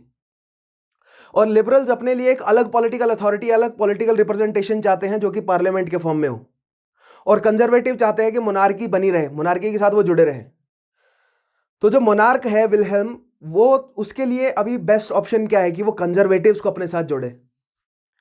और प्रूशियन रीजन के जो कंजर्वेटिव्स है वो धीरे धीरे इंडस्ट्रियल रेवोल्यूशन में उतरे, तो वो इकोनॉमिकली हो गए स्ट्रॉन्ग्स। और उन कंजर्वेटिव्स को कहा जाता है जंकर्स। मैंने आपको बताया था ना, जंकर्स वही कंजर्वेटिव हैं, वही शुरुआती फ्यूडल लॉर्ड्स हैं, एरिस्टोक्रेट्स हैं, जो धीरे धीरे इंडस्ट्रियल रेवोल्यूशन के तहत मर्चेंट्स में डेवलप हो गए। और वो लैंडेड एरिस्टोक्रेसी है खासतौर पर, और उसको आप भारत की जमींदारी सिस्टम से कनेक्ट करेंगे। ठीक है, तो जब विल्हेल्म सेकंड अपनी आर्मी को डबल करने की कोशिश करता है ताकि वो सेंट्रल यूरोप में जर्मनी को यूनिफाई कर सके और ऑस्ट्रिया को बाहर निकाल सके, ठीक है, ओवरऑल विजन यही है ना कि जर्मनी को यूनिफाई करना है, नेशन बनाना है एक। तो जब उसने आर्मी को डबल करने की कोशिश किया तो लिबरल्स ने अपना साथ छोड़ दिया। लिबरल्स का साथ रहना जरूरी है, क्योंकि लिबरल्स भले ही वो इकोनॉमिकली कमजोर हो, लेकिन वही कंस्टिट्यूट करते हैं काफी बड़ा हिस्सा इकोनॉमिक पॉपुलेशन का, जो इकोनॉमी को जो है वो, मतलब जर्मनी होने वाले जर्मनी की इकोनॉमी में जो कंस्टिट्यूट करेंगे उसका काफी बड़ा हिस्सा लिबरल्स भी होंगे। तो लिबरल्स का रूलर के साथ होना अनिवार्य है। लेकिन लिबरल्स कह रहे हैं कि नहीं, हमें भी रिप्रेजेंटेशन दो, इसलिए पार्लियामेंट बनाओ। मोनार्क चाह रहे हैं कि एब्सोल्यूट मोनार्की बनी रहे, इसलिए अब मोनार्क्स के पास जो है वो, विल्हेल्म के पास सामने जो ऑप्शन है वो ये है कि जंकर्स को अपने साथ जोड़ा जाए। ठीक है, तो उन्होंने यही सोचा कि जंकर्स को अपने साथ जोड़ा जाए। तो देखिएगा, he was supported in his view bye junkers who were strongly conservative and opposed liberal ideas. So monarchs ने कंजर्वेटिव्स को अपने साथ पकड़ा, क्योंकि कंजर्वेटिव्स लिबरल्स के खिलाफ थे। कंजर्वेटिव्स लिबरल्स के खिलाफ क्यों थे? क्योंकि कंजर्वेटिव्स पुरानी एरिस्टोक्रेसी थी जो नए मर्चेंट हो गए थे, तो वो चाहते थे जो पुरानी एरिस्टोक्रेसी है उसी के पास जो है वो इकोनॉमिक राइट्स रहे। और जो लिबरल्स हैं वो नए मर्चेंट थे, इंडस्ट्रियल रेवोल्यूशन की वजह से जो नए मर्चेंट्स बने थे, जो पहले कभी नहीं था। ऐसी मिडिल क्लास जो पहले यूरोप में कभी नहीं थी, वो इंडस्ट्रियल रेवोल्यूशन रेनेसांस के बाद धीरे धीरे डेवलप हुई। तो उनका डायरेक्ट कॉन्फ्लिक्ट बना किससे? मर्चेंट से। क्यों? क्योंकि मर्चेंट्स अपने लिए एरिस्टोक्रेट, अपने लिए जो है वो मोनार्कियल रिप्रेजेंटेशन चाहते थे, और लिबरल्स अपने लिए एक पार्लियामेंट्री रिप्रेजेंटेशन चाहते थे। दोनों अलग अलग तरह की गवर्नमेंट सिस्टम चाहते थे। क्यों? क्योंकि दोनों के अपने अपने अलग जो है वो इकोनॉमिक मोटिव्स थे। लिबरल्स वो नए मर्चेंट थे जो धीरे धीरे कैपिटलिस्ट बनना चाहते थे, बड़े, लेकिन उनको सरकारी कंट्रोल नहीं था उनके पास, इसलिए वो चाहते थे कि पार्लियामेंट एस्टेब्लिश हो ताकि उनके पास गवर्नमेंट का रिप्रेजेंटेशन हो और वो अपने हिसाब से कानून बनवा लें। ठीक है, और जो कंजर्वेटिव्स हैं वो पुराने फ्यूडल लॉर्ड्स हैं, वो पुरानी लैंडेड एरिस्टोक्रेसी है जो रेनेसांस के बाद धीरे धीरे मर्चेंट्स बने, मर्केंटाइल पॉलिसी में उन्होंने एंटर किया, वो मर्चेंट्स बने। और उनकी स्ट्रेंथ है मोनार्की, क्योंकि वो फ्यूडल पीरियड में भी मोनार्की के साथ जुड़े हुए थे, और अब वो कैपिटलिस्ट जो इकोनॉमी या मर्केंटाइल पॉलिसी या मर्केंटाइल इकोनॉमी जो डेवलप हुई है, इसमें भी वो मोनार्की के साथ ही जुड़े रहना चाहते थे। और वो चाहते ही नहीं कि सोसाइटी में एक नया वर्ग आए जो उनके लिए कंपटीशन बने, इसलिए कंजर्वेटिव्स और लिबरल्स में लड़ाई है। तो मैं बेसिकली ये चाहता हूं आप समझें, जो इकोनॉमिक, भले ही लिबरल्स जो है वो फ्रीडम, इक्वालिटी, इन सब की बातें कर रहे हो, लेकिन आपको इन सब लिबरल आइडियाज के पीछे छुपे हुए इकोनॉमिक एजेंडाज को समझना पड़ेगा। ये इकोनॉमिक एजेंडा कंजर्वेटिव का भी है, कंजर्वेटिव्स और लिबरल्स दोनों के इकोनॉमिक एजेंडा थे, हैं भी, राइट। अब इस इकोनॉमिक एजेंडा को प्राप्त करने के लिए कंजर्वेटिव्स के पास अपने कंजर्वेटिव मेथड है ना, उनके कंजर्वेटिव माध्यम है कि जो पुराना सिस्टम, मिडाइवल पीरियड का सिस्टम है, वो चला रहे, हमारे इकोनॉमिक गेन बनते रहे। और लिबरल्स के अपने लिबरल माध्यम है कि इक्वालिटी, फ्रेटर्निटी, इन सब वैल्यूज को लाया जाए, और इसके तहत जो इकोनॉमिक सिस्टम बनेगा उससे हमें फायदा होगा, ओल्ड ऑर्डर को फायदा नहीं होगा। समझ रहे हैं ना आप? Old order versus new order, फिर से यहां पर conservative versus liberal is old order versus new order. और ये सब बैठ के अब मोनार्क देख रहा है ऊपर। अब मोनार्क का फायदा है इस समय कंजर्वेटिव्स का साथ देने का। उस मोनार्क का जब फायदा लिबरल का साथ देने का होगा, तब वो लिबरल का साथ देके कॉन्स्टिट्यूशनल मोनार्की बना लेंगे, जो कि ब्रिटेन में हुआ। वो लिबरल्स का साथ देके रिपब्लिक घोषित कर देंगे, जैसा फ्रांस में हुआ 1871 में। समझ रहे हैं आप? तो ये पॉलिटिकल मूव्स समझने होंगे आपको। डिप्लोमेसी अपने अंदर जो है वो जनरेट करनी होगी, समझना पड़ेगा डिप्लोमेसी कैसे काम कर रही है। ठीक है। और इकोनॉमी के तहत लिए गए फैसले हैं ये। देखिए, लिबरल आइडियाज को और कंजर्वेटिव आइडियाज को लिबरल मर्चेंट्स और कंजर्वेटिव मर्चेंट्स यूज कर रहे हैं अपने इकोनॉमिक गेन्स के लिए। और जो आम जनता है वो उलझ रही है कि हम कंजर्वेटिव्स का साथ दें या लिबरल्स का दें, क्योंकि लिबरल्स का साथ देते हैं तो हमें मुनाफा होता है। ठीक है, यानी कि हमें आज़ादी मिलती है। और सोसाइटी का एक ऐसा वर्ग जो आज़ादी चाहता है, राइट, जो फ्रीडम चाहता है, फ्रीडम ऑफ स्पीच चाहता है, वो लिबरल्स का साथ दे। ठीक है, इससे लिबरल्स को पॉलिटिकल और इकोनॉमिक सोशल गेन होगा। और सोसाइटी का एक ऐसा वर्ग जो पुराना सिस्टम चाहता है, आम लोगों की बात कर रहा हूं मैं, वो कंजर्वेटिव्स का साथ देगा, राइट। और मोनार्क डिसाइड करेगा कि उसको दोनों में से कब किससे फायदा निकल रहा है। तो इस समय विल्हेम फर्स्ट को फायदा मिल रहा है जंकर्स को साथ में रखने से, तो उसने जंकर्स को साथ में रखा। और देखिए, जंकर्स में से भी in 1862 to help resolve his problem with parliament, Wilhelm chose a conservative Junker named Otto von Bismarck as his prime minister. अब ऑटो वॉन बिस्मार्क एक बहुत खेला खिलाया हुआ जंकर था। जंकर कहने का मतलब वो एक लैंडेड एरिस्टोक्रेट था, जिसके अपने खुद के बिजनेस चल रहे थे बढ़िया, उसका जंकर्स में अच्छी पैठ थी। ठीक है, और वो ठीक ठाक पॉलिटिकल और इकोनॉमिक सपोर्ट जो है वो विल्हेम फर्स्ट को दे सकता था। इसलिए अपना प्राइम मिनिस्टर जो है वो चूज किया विल्हेम फर्स्ट ने, एक जंकर को। अब जैसे विल्हेम फर्स्ट ने ऑटो वॉन बिस्मार्क को अपना प्राइम मिनिस्टर चूज किया, तो ये क्लियर लिबरल्स को एक जो है वो मैसेज था कि आप जो हैं अब इस रेस में पीछे हैं, हम यानी कि अब जो कंजर्वेटिव्स हैं वो अब जो है वो गवर्न करने वाले हैं। अब ऑटो वॉन बिस्मार्क की जो पॉलिसीज थी उसके तहत जो है वो अब हमें धीरे धीरे यूनिफाई होता हुआ नजर आएगा जर्मनी। सो 1861 के बाद अब समझ आया ना आपको, जो मोनार्क है उसके सामने समस्या है लिबरल्स को अपने साथ जोड़े या कंजर्वेटिव्स को। लिबरल्स चाहते हैं कि मोनार्क जो है वो उसकी शक्तियां कम हो, ठीक है, इसलिए मोनार्क लिबरल्स को साथ नहीं जोड़ेगा। कंजर्वेटिव्स को अपने साथ जोड़ने का फायदा इसलिए होगा कि कंजर्वेटिव हमेशा से ही मोनार्की का सपोर्ट कर रहे हैं, इसलिए उसने ऑटो वॉन बिस्मार्क को क्या बना दिया, प्राइम मिनिस्टर। ठीक है, Bismarck was master what came to be known as realpolitik. This German term means the politics of reality.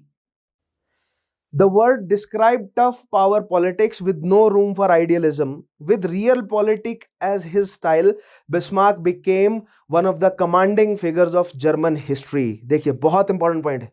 जो ऑटो वन बिस्मार्क है ना, उसकी जो पॉलिटिकल पॉलिसी थी वो थी रियल पॉलिटिक कहलाई। यानी ऑटो वन बिस्मार्क ये कह रहा था कि इस समय 19 सेंचुरी में या 19 सेंचुरी के लास्ट के डेकेड्स में सेंट्रल यूरोप में जो पॉलिटिकल सिचुएशन है उसके तहत हमें प्रैक्टिकल मेजर्स लेने चाहिए। यानी अगर जर्मनी को यूनिफाई करना है और अगर प्रुशिया के रास्ते यानी प्रुशिया के इन्फ्लुएंस से अगर जर्मनी को यूनिफाई करना है तो ऑस्ट्रिया को शक्ति से उतारना पड़ेगा। और अगर ऑस्ट्रिया को शक्ति से उतारना है या फॉर दैट मैटर अगर जर्मनी को शक्तिशाली बनाना है तो मिलिट्री हेल्प से बनाना ही पड़ेगा, क्योंकि अगर आप लिबरल अभी खेलोगे तो जर्मनी यूनिफाई नहीं हो सकेगा। क्योंकि जो ये रियल पॉलिटिक की फिलॉसफी थी उस समय की प्रैक्टिकल क्या है, प्रैक्टिकल ये है कि अभी एनफोर्स किए जाएं अपने, प्रैक्टिकल ये है कि अपने अभी जो अपने मेजर्स हैं इनको एनफोर्स किया जाए। धीरे धीरे एक लेवल आ जाएगा कि सबको आदत हो जाएगी, नॉर्मलाइजेशन हो जाएगा, उसके बाद हम लिबरल आइडियाज को अडॉप्ट करेंगे ना, ठीक है, उसके बाद हम हो सकता है रिपब्लिक बना दें, कोई दिक्कत नहीं है। लेकिन अभी यह जर्मनी को यूनिफाई करने के लिए हमें एनफोर्स करना पड़ेगा, अपने हार्श ब्लड और आयरन की पॉलिसी को एनफोर्स करना पड़ेगा। ठीक है, मुश्किल फैसले लेने पड़ते हैं। तो रियल पॉलिटिक्स के तहत क्या है कि जो हार्ड जो पॉलिटिक्स करी जाती है, यानी कि खून खराबे से एनफोर्स किए जाना, आर्मी का उपयोग करके अपनी पॉलिसीज को एनफोर्स कराना, युद्ध करके अपनी पॉलिसीज को एनफोर्स कराने को आप बोल सकते हैं रियल पॉलिटिक। सो 1862 में एक बहुत बेहतरीन जो है वो स्पीच दी थी ओटो वन बिस्मार्क ने, जहां पर इसने रियल पॉलिटिक के बारे में बात करी थी। ठीक है, और ये जो रियल पॉलिटिक या पॉलिटिक्स ऑफ रियलिटी है, उसने क्लियर बात बोली कि दिस इज रियलिटी। अगर हमें जर्मनी को यूनिफाई करना है तो हमें अपनी शक्ति को एनफोर्स करना पड़ेगा। एक बार हम शक्ति को एनफोर्स करेंगे, ऐसी शक्तियां, ऑस्ट्रिया जैसी शक्तियां जो जर्मनी को यूनिफाई होने से रोकेंगी या जर्मनी को एक नेशन बनने से रोकेंगी, उनको हमें फोर्सफुली बाहर खदेड़ना पड़ेगा। समझ रहे हैं? अब ओटो वन बिस्मार्क या प्रूशिया के तहत, प्रूशिया के अंडरस्टैंडिंग में जर्मनी क्या है? एक नेशन, और जर्मनी नेशन है जर्मन भाषा बोलने वाले लोगों का, या उस सिमिलर कल्चर या उस शेयर्ड कल्चर, शेयर्ड हिस्ट्री, जिनकी हिस्ट्री जो है वो उस पर्टिकुलर रीजन की हिस्ट्री को शेयर करते हैं जो लोग, उस पर्टिकुलर रीजन के कल्चर को शेयर करते हैं जो लोग, भाषा को शेयर करते हैं, उनको नेशन में बांध दो। और ऑस्ट्रिया हंगरी उनसे बाहर है, सो ऑस्ट्रिया हंगरी को जर्मन फेडरेशन से बाहर निकलना पड़ेगा। और बाहर निकालने के लिए ऑस्ट्रिया हंगरी को आपको फोर्सफुली जो है वो यानी मिलिट्री का यूज करना पड़ेगा। और लिबरल्स कह रहे हैं कि इक्वालिटी फ्रेटर्निटी होनी चाहिए, और जब तक लिबरल्स इक्वालिटी फ्रेटर्निटी करते रहेंगे, सेंट्रलाइज्ड अथॉरिटी नहीं बन पाएगी जर्मनी में। So this was the tough power politics which has no room for idealism. Idealism क्या बोलता है कि युद्ध ना करो, आइडियलिज्म क्या बोलता है? पीसफुल ट्रीटी से मामला निपटा लो। लेकिन पीसफुल ट्रीटी तो 1815 में भी हो रखी है, लेकिन 1815 के बाद क्या 1860 तक जर्मनी यूनिफाई हो सका? क्या 1815 से लेकर 1860 तक जर्मनी की इकोनॉमिक सिचुएशन सुधरी एज कंपेयर टू ब्रिटेन और फ्रांस? नहीं सुधरी। ठीक है, इसीलिए प्रूशिया के शासक और ओटो वन बिस्मार्क चाहते थे कि हमें कुछ ऐसे ठोस कदम उठाने पड़ेंगे जिससे जल्द से जल्द जर्मनी जो है वो मुख्य धारा में उतर आए कॉलोनियलिज्म या इंपीरियलिज्म की रेस में। ठीक है, खैर नेक्स्ट पॉइंट देखिएगा, बिस्मार्क की रियल पॉलिटिक क्या है। तो पहला पॉइंट देखिएगा, Bismarck's policy was to preserve the interest of the landed aristocracy and the domination of the army in the affairs of state. Bismarck का क्लियर कहना था कि जो लैंडेड एरिस्टोक्रेसी है ना, जो जंकर्स हैं, ठीक है, यानी कि जो कंजर्वेटिव्स हैं, जो सरकार है, सरकार में डोमिनेशन कंजर्वेटिव्स का होना चाहिए। Auto von Bismarck being himself a conservative, ठीक है, क्योंकि वो खुद एक जंकर था, खुद एक कंजर्वेटिव था, इसीलिए विल्हेल्म फर्स्ट ने उसको अपॉइंट भी किया है। तो ऑब्वियसली उसका इंटरेस्ट सारे जंकर्स के लिए और आर्मी द्वारा अपनी पॉलिसी को एनफोर्स करवाने की तरफ उसका झुकाव था, रुझान था। ठीक है, सेकंड पॉइंट देखिएगा, Bismarck followed the policy of blood and iron under which he cores the state into unison. Blood and iron की पॉलिसी का मतलब ये होता है कि आप युद्ध के यानी कि लोहे के इस्तेमाल से खून बहा रहे हैं आप, ब्लड एंड आयरन कहा जाता है। आयरन से बनती थी तलवारें, सो तलवार की नोक पर आप अपनी बातें मनवा रहे हैं, लेकिन तब तक जो है वो लेड जगह ले चुका था क्योंकि बंदूकें आ गई थी। तो बंदूकों की मदद से आपने क्या किया? आपने जो है वो जनता पर अपनी पॉलिसीज को एनफोर्स किया। सो आर्मी की मदद से जनता पर अपनी पॉलिसीज को एनफोर्स किया, किसने? बिस्मार्क ने। और पॉलिसी क्या है? पॉलिसी है कि जो जंकर्स हैं उनके पास पॉलिटिकल अथॉरिटी रहेगी और जर्मनी को यूनिफाई किया जाएगा। सभी जो स्टेट्स हैं जर्मन भाषा बोलने वाले, वो प्रूशिया के जंकर्स के कंट्रोल में हो। ठीक है, the policy was implemented swiftly with great strategic expertise. The aim of the policy was to unite Germany under the Prussian monarchy and this required bringing down German confederation. Simple सी बात है, policy blood and iron की policy थी Bismarck की। उसके तहत क्या था कि जो पूरा का पूरा जर्मन कॉन्फेडरेशन है उसको प्रूशिया के अंडर लाया जाए।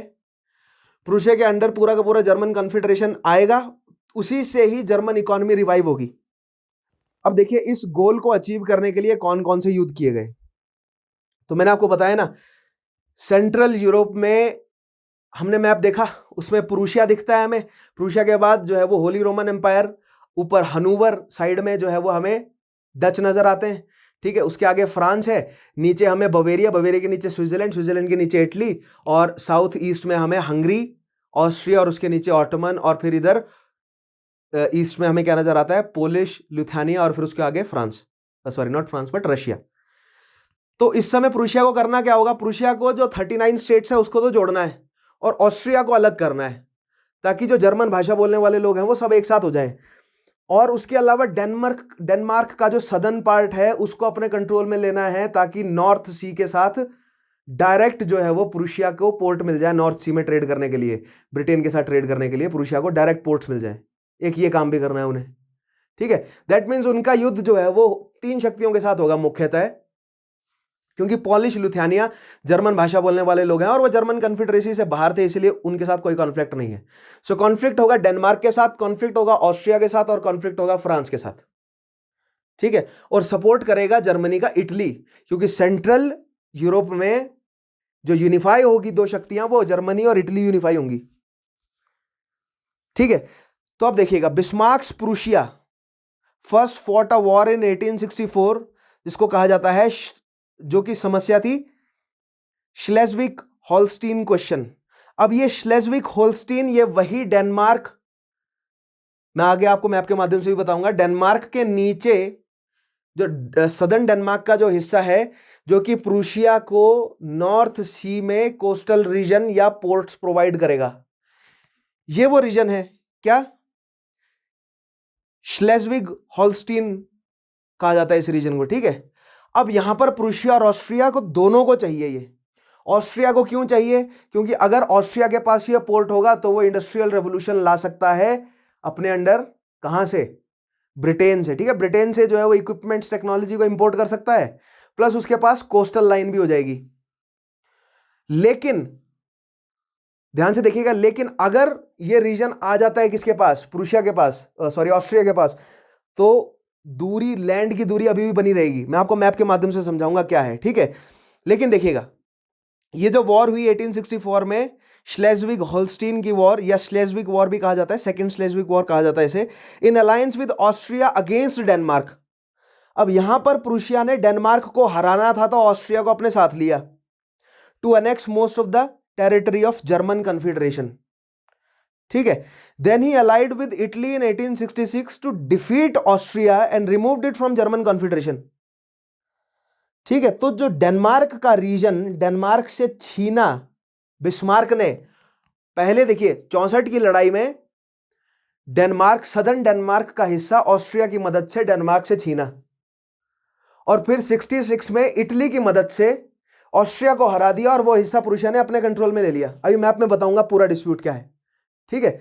लेकिन यहां पर बिल्कुल बेसिक फंडा आपको समझना है कि 1864 में सदर्न डेनमार्क वाला जो हिस्सा है, कौन सा, ये श्लेज़विग होल्स्टीन वाला जो हिस्सा है, ये डेनमार्क से युद्ध करके जीत लिया प्रूशिया ऑस्ट्रिया ने मिलकर, और फिर 1866 में प्रूशिया ने इटली के साथ मिलकर ऑस्ट्रिया को हरा दिया, और ये जो जीता हुआ हिस्सा था डेनमार्क से, प्रूशिया ने अपने कंट्रोल में ले लिया। इससे क्या होता है, इससे होगा ये जो नॉर्थ सी से सारा ट्रेड है वो किसके पास आ जाएगा, प्रूशिया के पास। अभी आपको कंफ्यूजिंग लग रहा होगा, अभी जब मैं मैप दिखाऊंगा ना और यही कहानी मैप में समझाऊंगा, पूरी क्लियर हो जाएगी, ठीक है। तो देखिएगा, नेक्स्ट पॉइंट है, then he allied with Italy in 1866 to defeat Austria and removed it from German Confederation. Austria German Confederation से बाहर हो गया। Consequently the Confederation itself was ended. इससे हुआ क्या, एकमात्र शक्ति प्रूशिया बच गई और पूरा का पूरा कॉन्फेडरेशन जो है वो प्रूशिया के कंट्रोल में आ गया, ऑस्ट्रिया हो गया बाहर और कॉन्फेडरेशन हो गया खत्म। ये पूरा का जितना भी जर्मन कॉन्फेडरेशन का हिस्सा था, अब वो पूरा का पूरा हिस्सा बन गया किसका, किंगडम ऑफ प्रूशिया का। ये सब किसने किया, ओट्टो वॉन बिस्मार्क ने, ठीक है। इन 1867 Bismarck formed the North German confederation. अब 1867 ने बिस्मार्क ने नॉर्थ जर्मन कॉन्फेडरेशन बनाया। देखते हैं, अभी आपको मैप में बताऊंगा क्या मतलब है इसका, क्या इंपॉर्टेंस है इसकी। It United 22 German states but excluded southern German states like Bavaria which remained independent, ठीक है। बवेरिया वाला रीजन छोड़ दिया, विच रिमेन्ड इंडिपेंडेंट। अब देखिए, ये है मैप आपका, इस मैप में ध्यान से देखिए, this is the North German Confederation form by Bismarck in 1867। इस मैप में आप क्लियरली देख सकते हैं, देखिए ये जो रेड वाला पूरा रीजन है ये है प्रूशिया, ये जो ग्रीन वाला रीजन है this was that German confederation जो कि प्रूशिया के पास नहीं था पहले, लेकिन अब प्रूशिया के पास है, और ये आगे रेड वाला हिस्सा भी प्रूशिया है। और यहां पर देखिए ऊपर दिख रहा है आपको, डेनमार्क के नीचे श्लेज़विग होल्स्टीन वाला रीजन, ये वो रीजन है जो कि प्रूशिया को चाहिए था, जो कि डेनमार्क के पास था।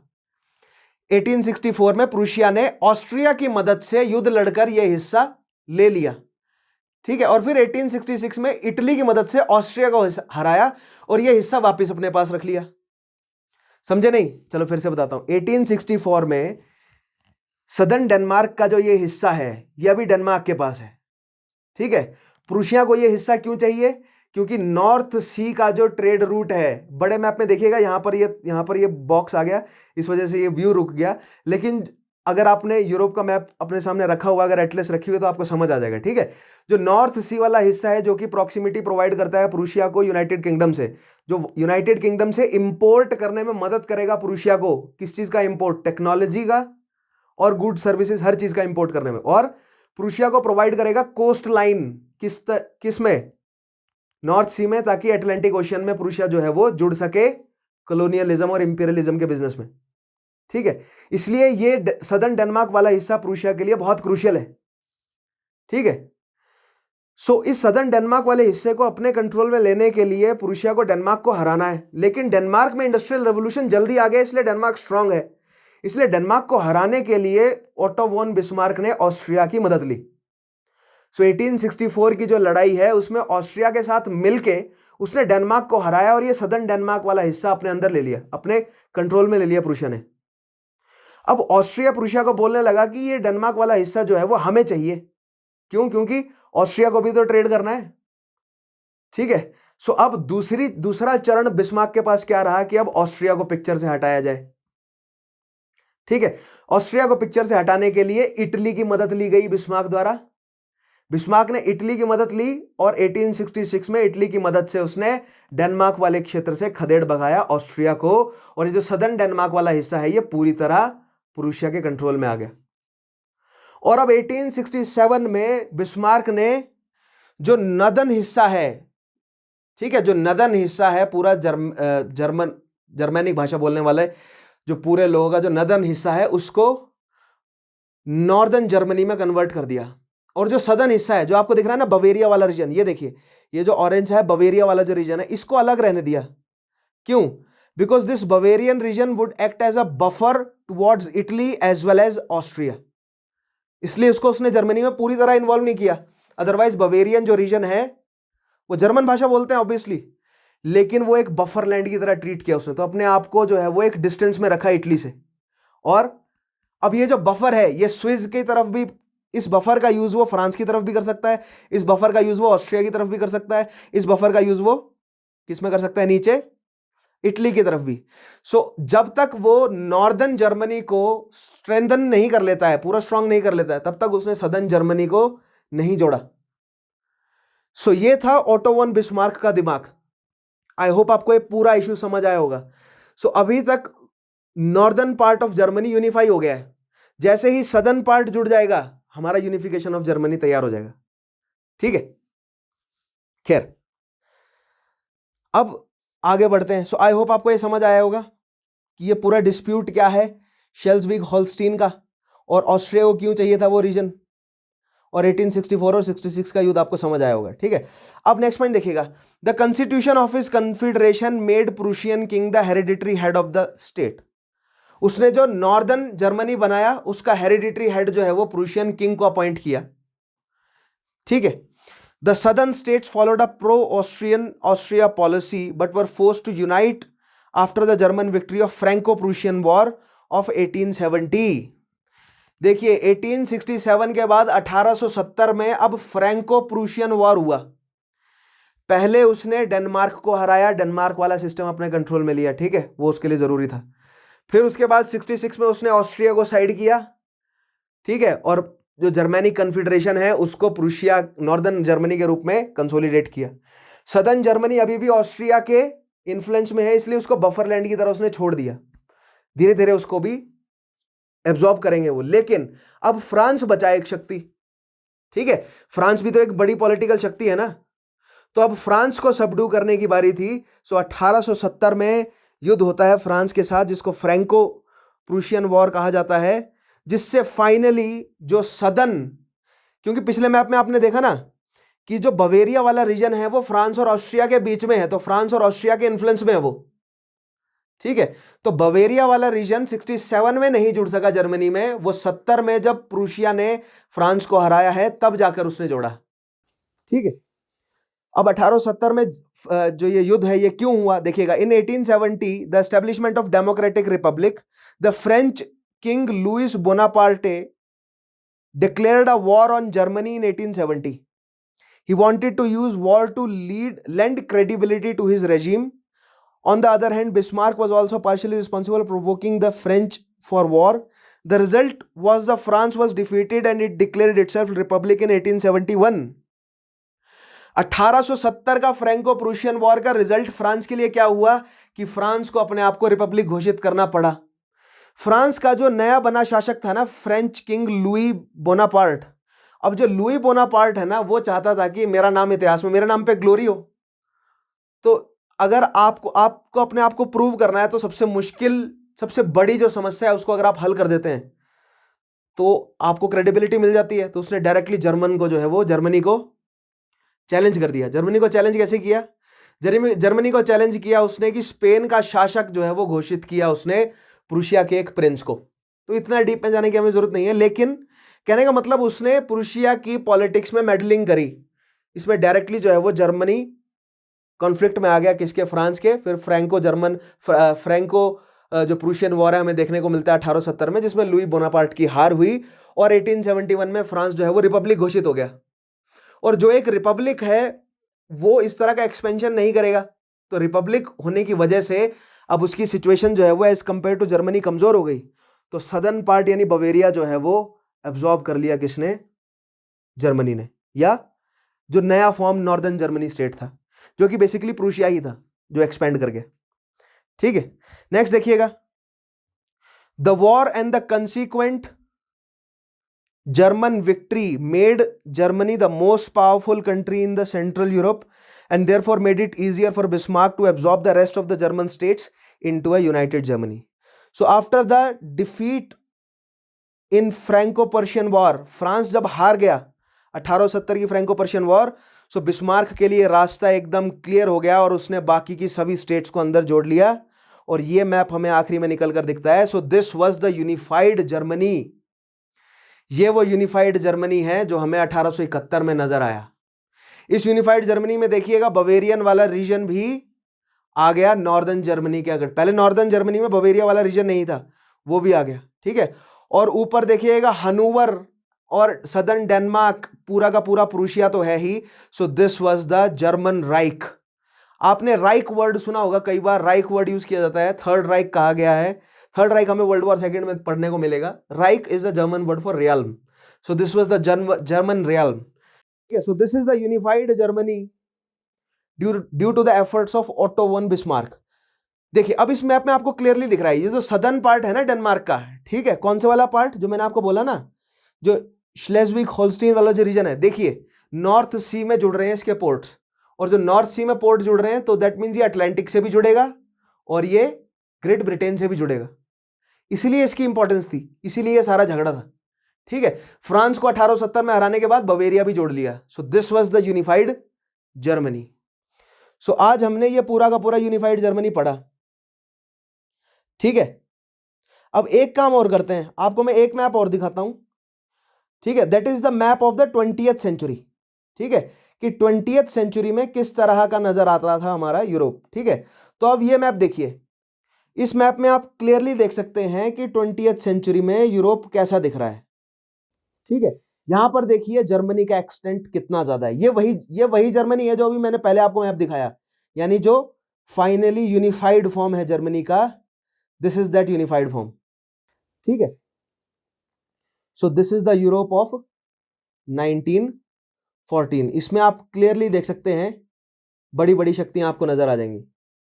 ठीक है, ये देखिए पूरा जर्मनी सदर्न डेनमार्क तक आपको नजर आ रहा है, Austria, Hungary. This is the Europe of 1914 and this is at the eve of world war. ये फर्स्ट वर्ल्ड वॉर की ईव पर है, ईव पे है। ठीक है, यहां तक हमें पहुंचना है, यहां तक हम समझेंगे। ठीक है, देखिए जर्मनी पूरा यूनिफाई हो गया, ये ऊपर प्रूशिया, नीचे बवेरिया वाला रीजन इसने जोड़ लिया, सदर्न डेनमार्क इसने जोड़ लिया। ठीक है, नीदरलैंड और बेल्जियम और लग्जमबर्ग अलग अलग हो गए, स्विस बीच में है, और इटली भी यूनिफाई हो गया। और इस तरफ ऑस्ट्रिया हंगरी स्ट्रॉन्ग कंट्री है, रोमेनिया बुल्गारिया सर्बिया, ठीक है, नीचे ग्रीस टर्की, इधर Spain Portugal. So this was the situation before world war one. यहां तक हमें पहुंचना है, ठीक है। So after 1871 Germany world war one तक 1914 तक उतना ही था। सो जो जर्मनी आपको इस मैप में दिख रहा है ना, this was the unified Germany, unified by Otto von Bismarck after the wars of 1864 fought between Denmark versus Prussia plus Austria. Then war of 1866 fought between Prussia plus Italy versus Austria, और फिर Franco Prussian war of 1870। In 3 Wars के चलते auto von Bismarck ने unify करके दिया king Wilhelm first को, क्या, Prussia का एम्पायर। फिर प्रूशिया नाम नहीं, फिर वो जर्मनी के नाम से जाना गया, ठीक है। था वो बेसिकली प्रूशिया का ही एम्पायर, लेकिन वो जर्मनी के नाम से जाना गया, ठीक है। So this is our unified Germany. अब हम देखिए इसी मैप में इटली को यूनिफाई करेंगे। सो अगला टॉपिक जो मैं आपको कराऊंगा that will be the unification of Italy. और यूनिफिकेशन ऑफ इटली जब हम खत्म करेंगे ना, तो यहीं लेके आएंगे इसी मैप में वापस, और आपको ये पूरा इटली जो है वो डेवलप होता हुआ नजर आएगा। तो इस जर्मनी के मैप में आप देख सकते हैं, ये जो ईस्टर्न पार्ट है ये प्रूशिया का है, जो सदर्न पार्ट है इस जर्मनी का ये बवेरिया है, ठीक है। जो नदर्न पार्ट है डेनमार्क के नीचे, ये डेनमार्क से छीना हुआ है, ठीक है। बीच में आपको हनूवर के नीचे होली रोमन एम्पायर, सैक्सनी, ये 39 कुल जो है वो स्टेट्स हैं, ये उनको जोड़कर जर्मनी यूनिफाई कर दिया गया। जर्मनी की यूनिफिकेशन का पूरा प्रोसेस शुरू होता है आपका after the Congress of Vienna in 1815, जब जर्मन कन्फेडरेशन बनाई गई। वहां से जर्मनी एक कंट्री या जर्मनी एक नेशन बनेगा, वो आइडिया धीरे धीरे सॉलिडिफाई होता गया। वहां से लिबरल्स खींचतान करते गए, कंजर्वेटिव खींचतान करते गए, लेकिन फाइनली प्रूशिया के शासक के prime minister auto von Bismarck ने जर्मनी को यूनिफाई करके दिया। सो आज के टॉपिक को कंक्लूड करते हैं, कंक्लूजन प्रिपेयर करते हैं। जर्मनी यूनिफाई हुआ, Germany is a central Europic nation, right, Europe के सेंटर में है। और इन 19th सेंचुरी जो सेंट्रल यूरोप है उसमें जर्मन भाषा बोलने वाले और इटालियन भाषा बोलने वाले जो स्टेट्स हैं उनको नेशंस में बांधने की होड़ थी।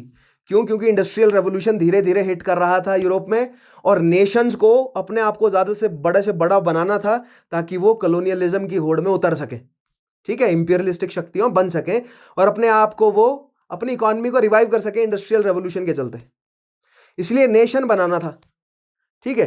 तो जर्मैनिक भाषा बोलने वाली जितनी भी स्टेट्स हैं उनको जोड़कर नेशन बनाने की जिम्मेदारी 2 मुख्य पॉलिटिकल शक्तियों पर आई, हंगेरिया ऑस्ट्रिया की रॉयल फैमिली और प्रूशिया की रॉयल फैमिली। जिसमें से हंगेरिया और ऑस्ट्रिया की जो रॉयल फैमिली है, यानी ऑस्ट्रिया और प्रूशिया के बीच में जो कंपटीशन है उसमें जो एज है वो प्रूशिया के पास रही। क्यों? क्योंकि प्रूशिया के पास कोस्ट लाइन थी, ठीक है, जिससे उसने जल्दी जो है वो रिलेटिवली जल्दी इंपोर्ट कर लिया, क्या, इंडस्ट्रियल रेवोल्यूशन की टेक्निक्स को, टेक्नोलॉजी को, और वहां पर इंडस्ट्रियल रेवोल्यूशन जल्दी आ गया। दूसरा एज क्या था उनके पास कि प्रूशिया वाज पूरी की तरह पूरा का पूरा प्रूशिया क्या था, जर्मनिक भाषा बोलने वाले लोग थे, इसलिए उनके पास उनकी क्रेडिबिलिटी ज्यादा थी जर्मनी को यूनिफाई करने की as compare to Austro Hungary, ये क्या बोलते हैं, ऑस्ट्रिया और हंगरी की जो गठबंधन था उससे ज्यादा क्रेडिबल था प्रूशिया, ठीक है, क्योंकि वो सारे जर्मन थे और वो मल्टी एथनिक था। सो मल्टी एथनिसिटी मात दे गई ऑस्ट्रिया को, ठीक है, और प्रूशिया की जर्मन मेजॉरिटी पॉपुलेशन जो जर्मन है वो प्रूशिया के लिए जो है वो पावर बन गई। दूसरी चीज, प्रूशिया के जो जंकर्स हैं वो जल्दी इंडस्ट्रियलाइज कर गए, इसलिए वो जल्दी स्ट्रांग हो गए, इसलिए प्रूशिया ने अपने आप को मिलिट्री नॉर्म्स पर अपने आप को स्ट्रांग कर लिया। और लगातार जो 3 युद्ध जीते हैं 1864, 66 और फिर 70 में, उसके तहत जो है वो जर्मनी को यूनिफाई कर दिया गया बिस्मार्क द्वारा। बिस्मार्क कौन था? बिस्मार्क एक जंकर था जिसको अपॉइंट किया था प्राइम मिनिस्टर किसने? King Wilhelm first of Prussia ने, ठीक है। तो ये है पूरी की पूरी कहानी जर्मन यूनिफिकेशन की। आई होप आपको कहानी और कॉन्सेप्ट समझ आए होंगे। बहुत सारे फैक्ट अगर आपको ऐसा लगता है कि छूट गए बीच में तो वो जान के छोड़े गए, क्योंकि आपको पता है हमारा मेन मुद्दा है कॉन्सेप्ट प्रिपेयर करने का। मुझे आपको समझाना है यूरोप की पॉलिटिकल, सोशल, इकोनॉमिक सिचुएशन को, ठीक है, मुझे आपको कॉन्सेप्ट समझाने हैं ताकि आपकी आंसर राइटिंग की स्किल डेवलप हो। फैक्ट्स तो मैंने जैसे कि बोला है हमेशा की तरह जुड़ते ही चले जाएंगे। ठीक है, सो आज के सेशन को मैं यहाँ कंक्लूड करता हूं।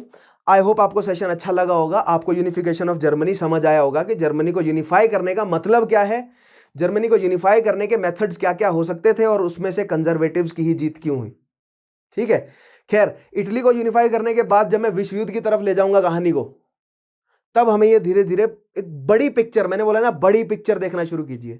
जर्मनी का यूनिफिकेशन, उसके बाद होने वाला विश्व युद्ध, कॉलोनियलिज्म का फैलना, ये सारी कहानियां कनेक्ट होंगी। बड़ी पिक्चर देखना शुरू कीजिए, बहुत इंपॉर्टेंट अप्रोच है ये, धीरे धीरे डेवलप करूंगा। ठीक है, बड़ी पिक्चर कैसे समझते हैं। खैर आज के सेशन में जो सवाल पूछे उसके जवाब दीजिएगा कमेंट के माध्यम से। पिछले सेशंस नहीं देखे हैं सो मेक श्योर स्टडी आईक्यू के चैनल पर जाइए, मेरे नाम से प्लेलिस्ट मिलेगी, वहां पर आपको पिछले सेशंस को एक्सेस कीजिए, देखिए उन्हें थॉरली फॉलो कीजिए, राइट, और कमेंट छोड़िए, फीडबैक दीजिए। उसके अलावा इस वीडियो के नीचे जो पिन कमेंट है वहां पर भी लिंक मिल जाएगा, या अगर आप सिंपली यूट्यूब के सर्च बार पर मेरा नाम लिखते हैं विशाल चौहान, आपको प्लेलिस्ट मिल जाएगी। ठीक है, उसके अलावा अगर आप स्टडी आईक्यू की एप्लीकेशन को इंस्टॉल करते हैं तो उस पर एक बहुत बेहतरीन स्मार्ट कोर्स अवेलेबल है सीएससी की प्रिपरेशन के लिए, या उसके अलावा अगर आप कोई और कोर्स करना चाहते हैं, ठीक है, तो बहुत सारे स्मार्ट कोर्सेज अवेलेबल हैं स्टडी आईक्यू की एप्लीकेशन पर। Make sure you check that out, the link for the application is right there in the description of this video. ठीक है, आज के सेशन को मैं कंक्लूड करता हूं, नेक्स्ट में सेशन लेकर आऊंगा यूनिफिकेशन ऑफ इटली, और यही सारे कॉन्सेप्ट्स को फिर से डिस्कस करेंगे, लेकिन इस बार इटली के पर्सपेक्टिव में। ठीक है, सो सेंट्रल यूरोप के यूनिफिकेशन की बात हम कर रहे हैं, कल अगले टॉपिक में कंटिन्यू करते हैं इसे। तब तक के लिए मेरी तरफ से आप जो है वो मेहनत करना मत छोड़िए, रिवीजन का साइकिल मत तोड़िए। ठीक है, मैं आपको यही एडवाइस देना चाहूंगा, रिवीजन इज द ओनली की। 3 दिन का साइकिल, फिर 4 दिन का साइकिल रख लीजिए, 7 दिन का साइकिल रख लीजिए, फिर 10 दिन का साइकिल, और फिर 14 दिनों का साइकिल। लेकिन 14 दिनों के अंदर अंदर तो आपको रिवाइज करना ही करना है, उस साइकिल को नहीं तोड़ना आपको। ठीक है, सो आज के सेशन को कंक्लूड करते हैं। मेरा नाम है विशाल चौहान, मैं मिलूंगा आपसे अगले सेशन में, तब तक के लिए अपना ध्यान रखिएगा, टेक केयर।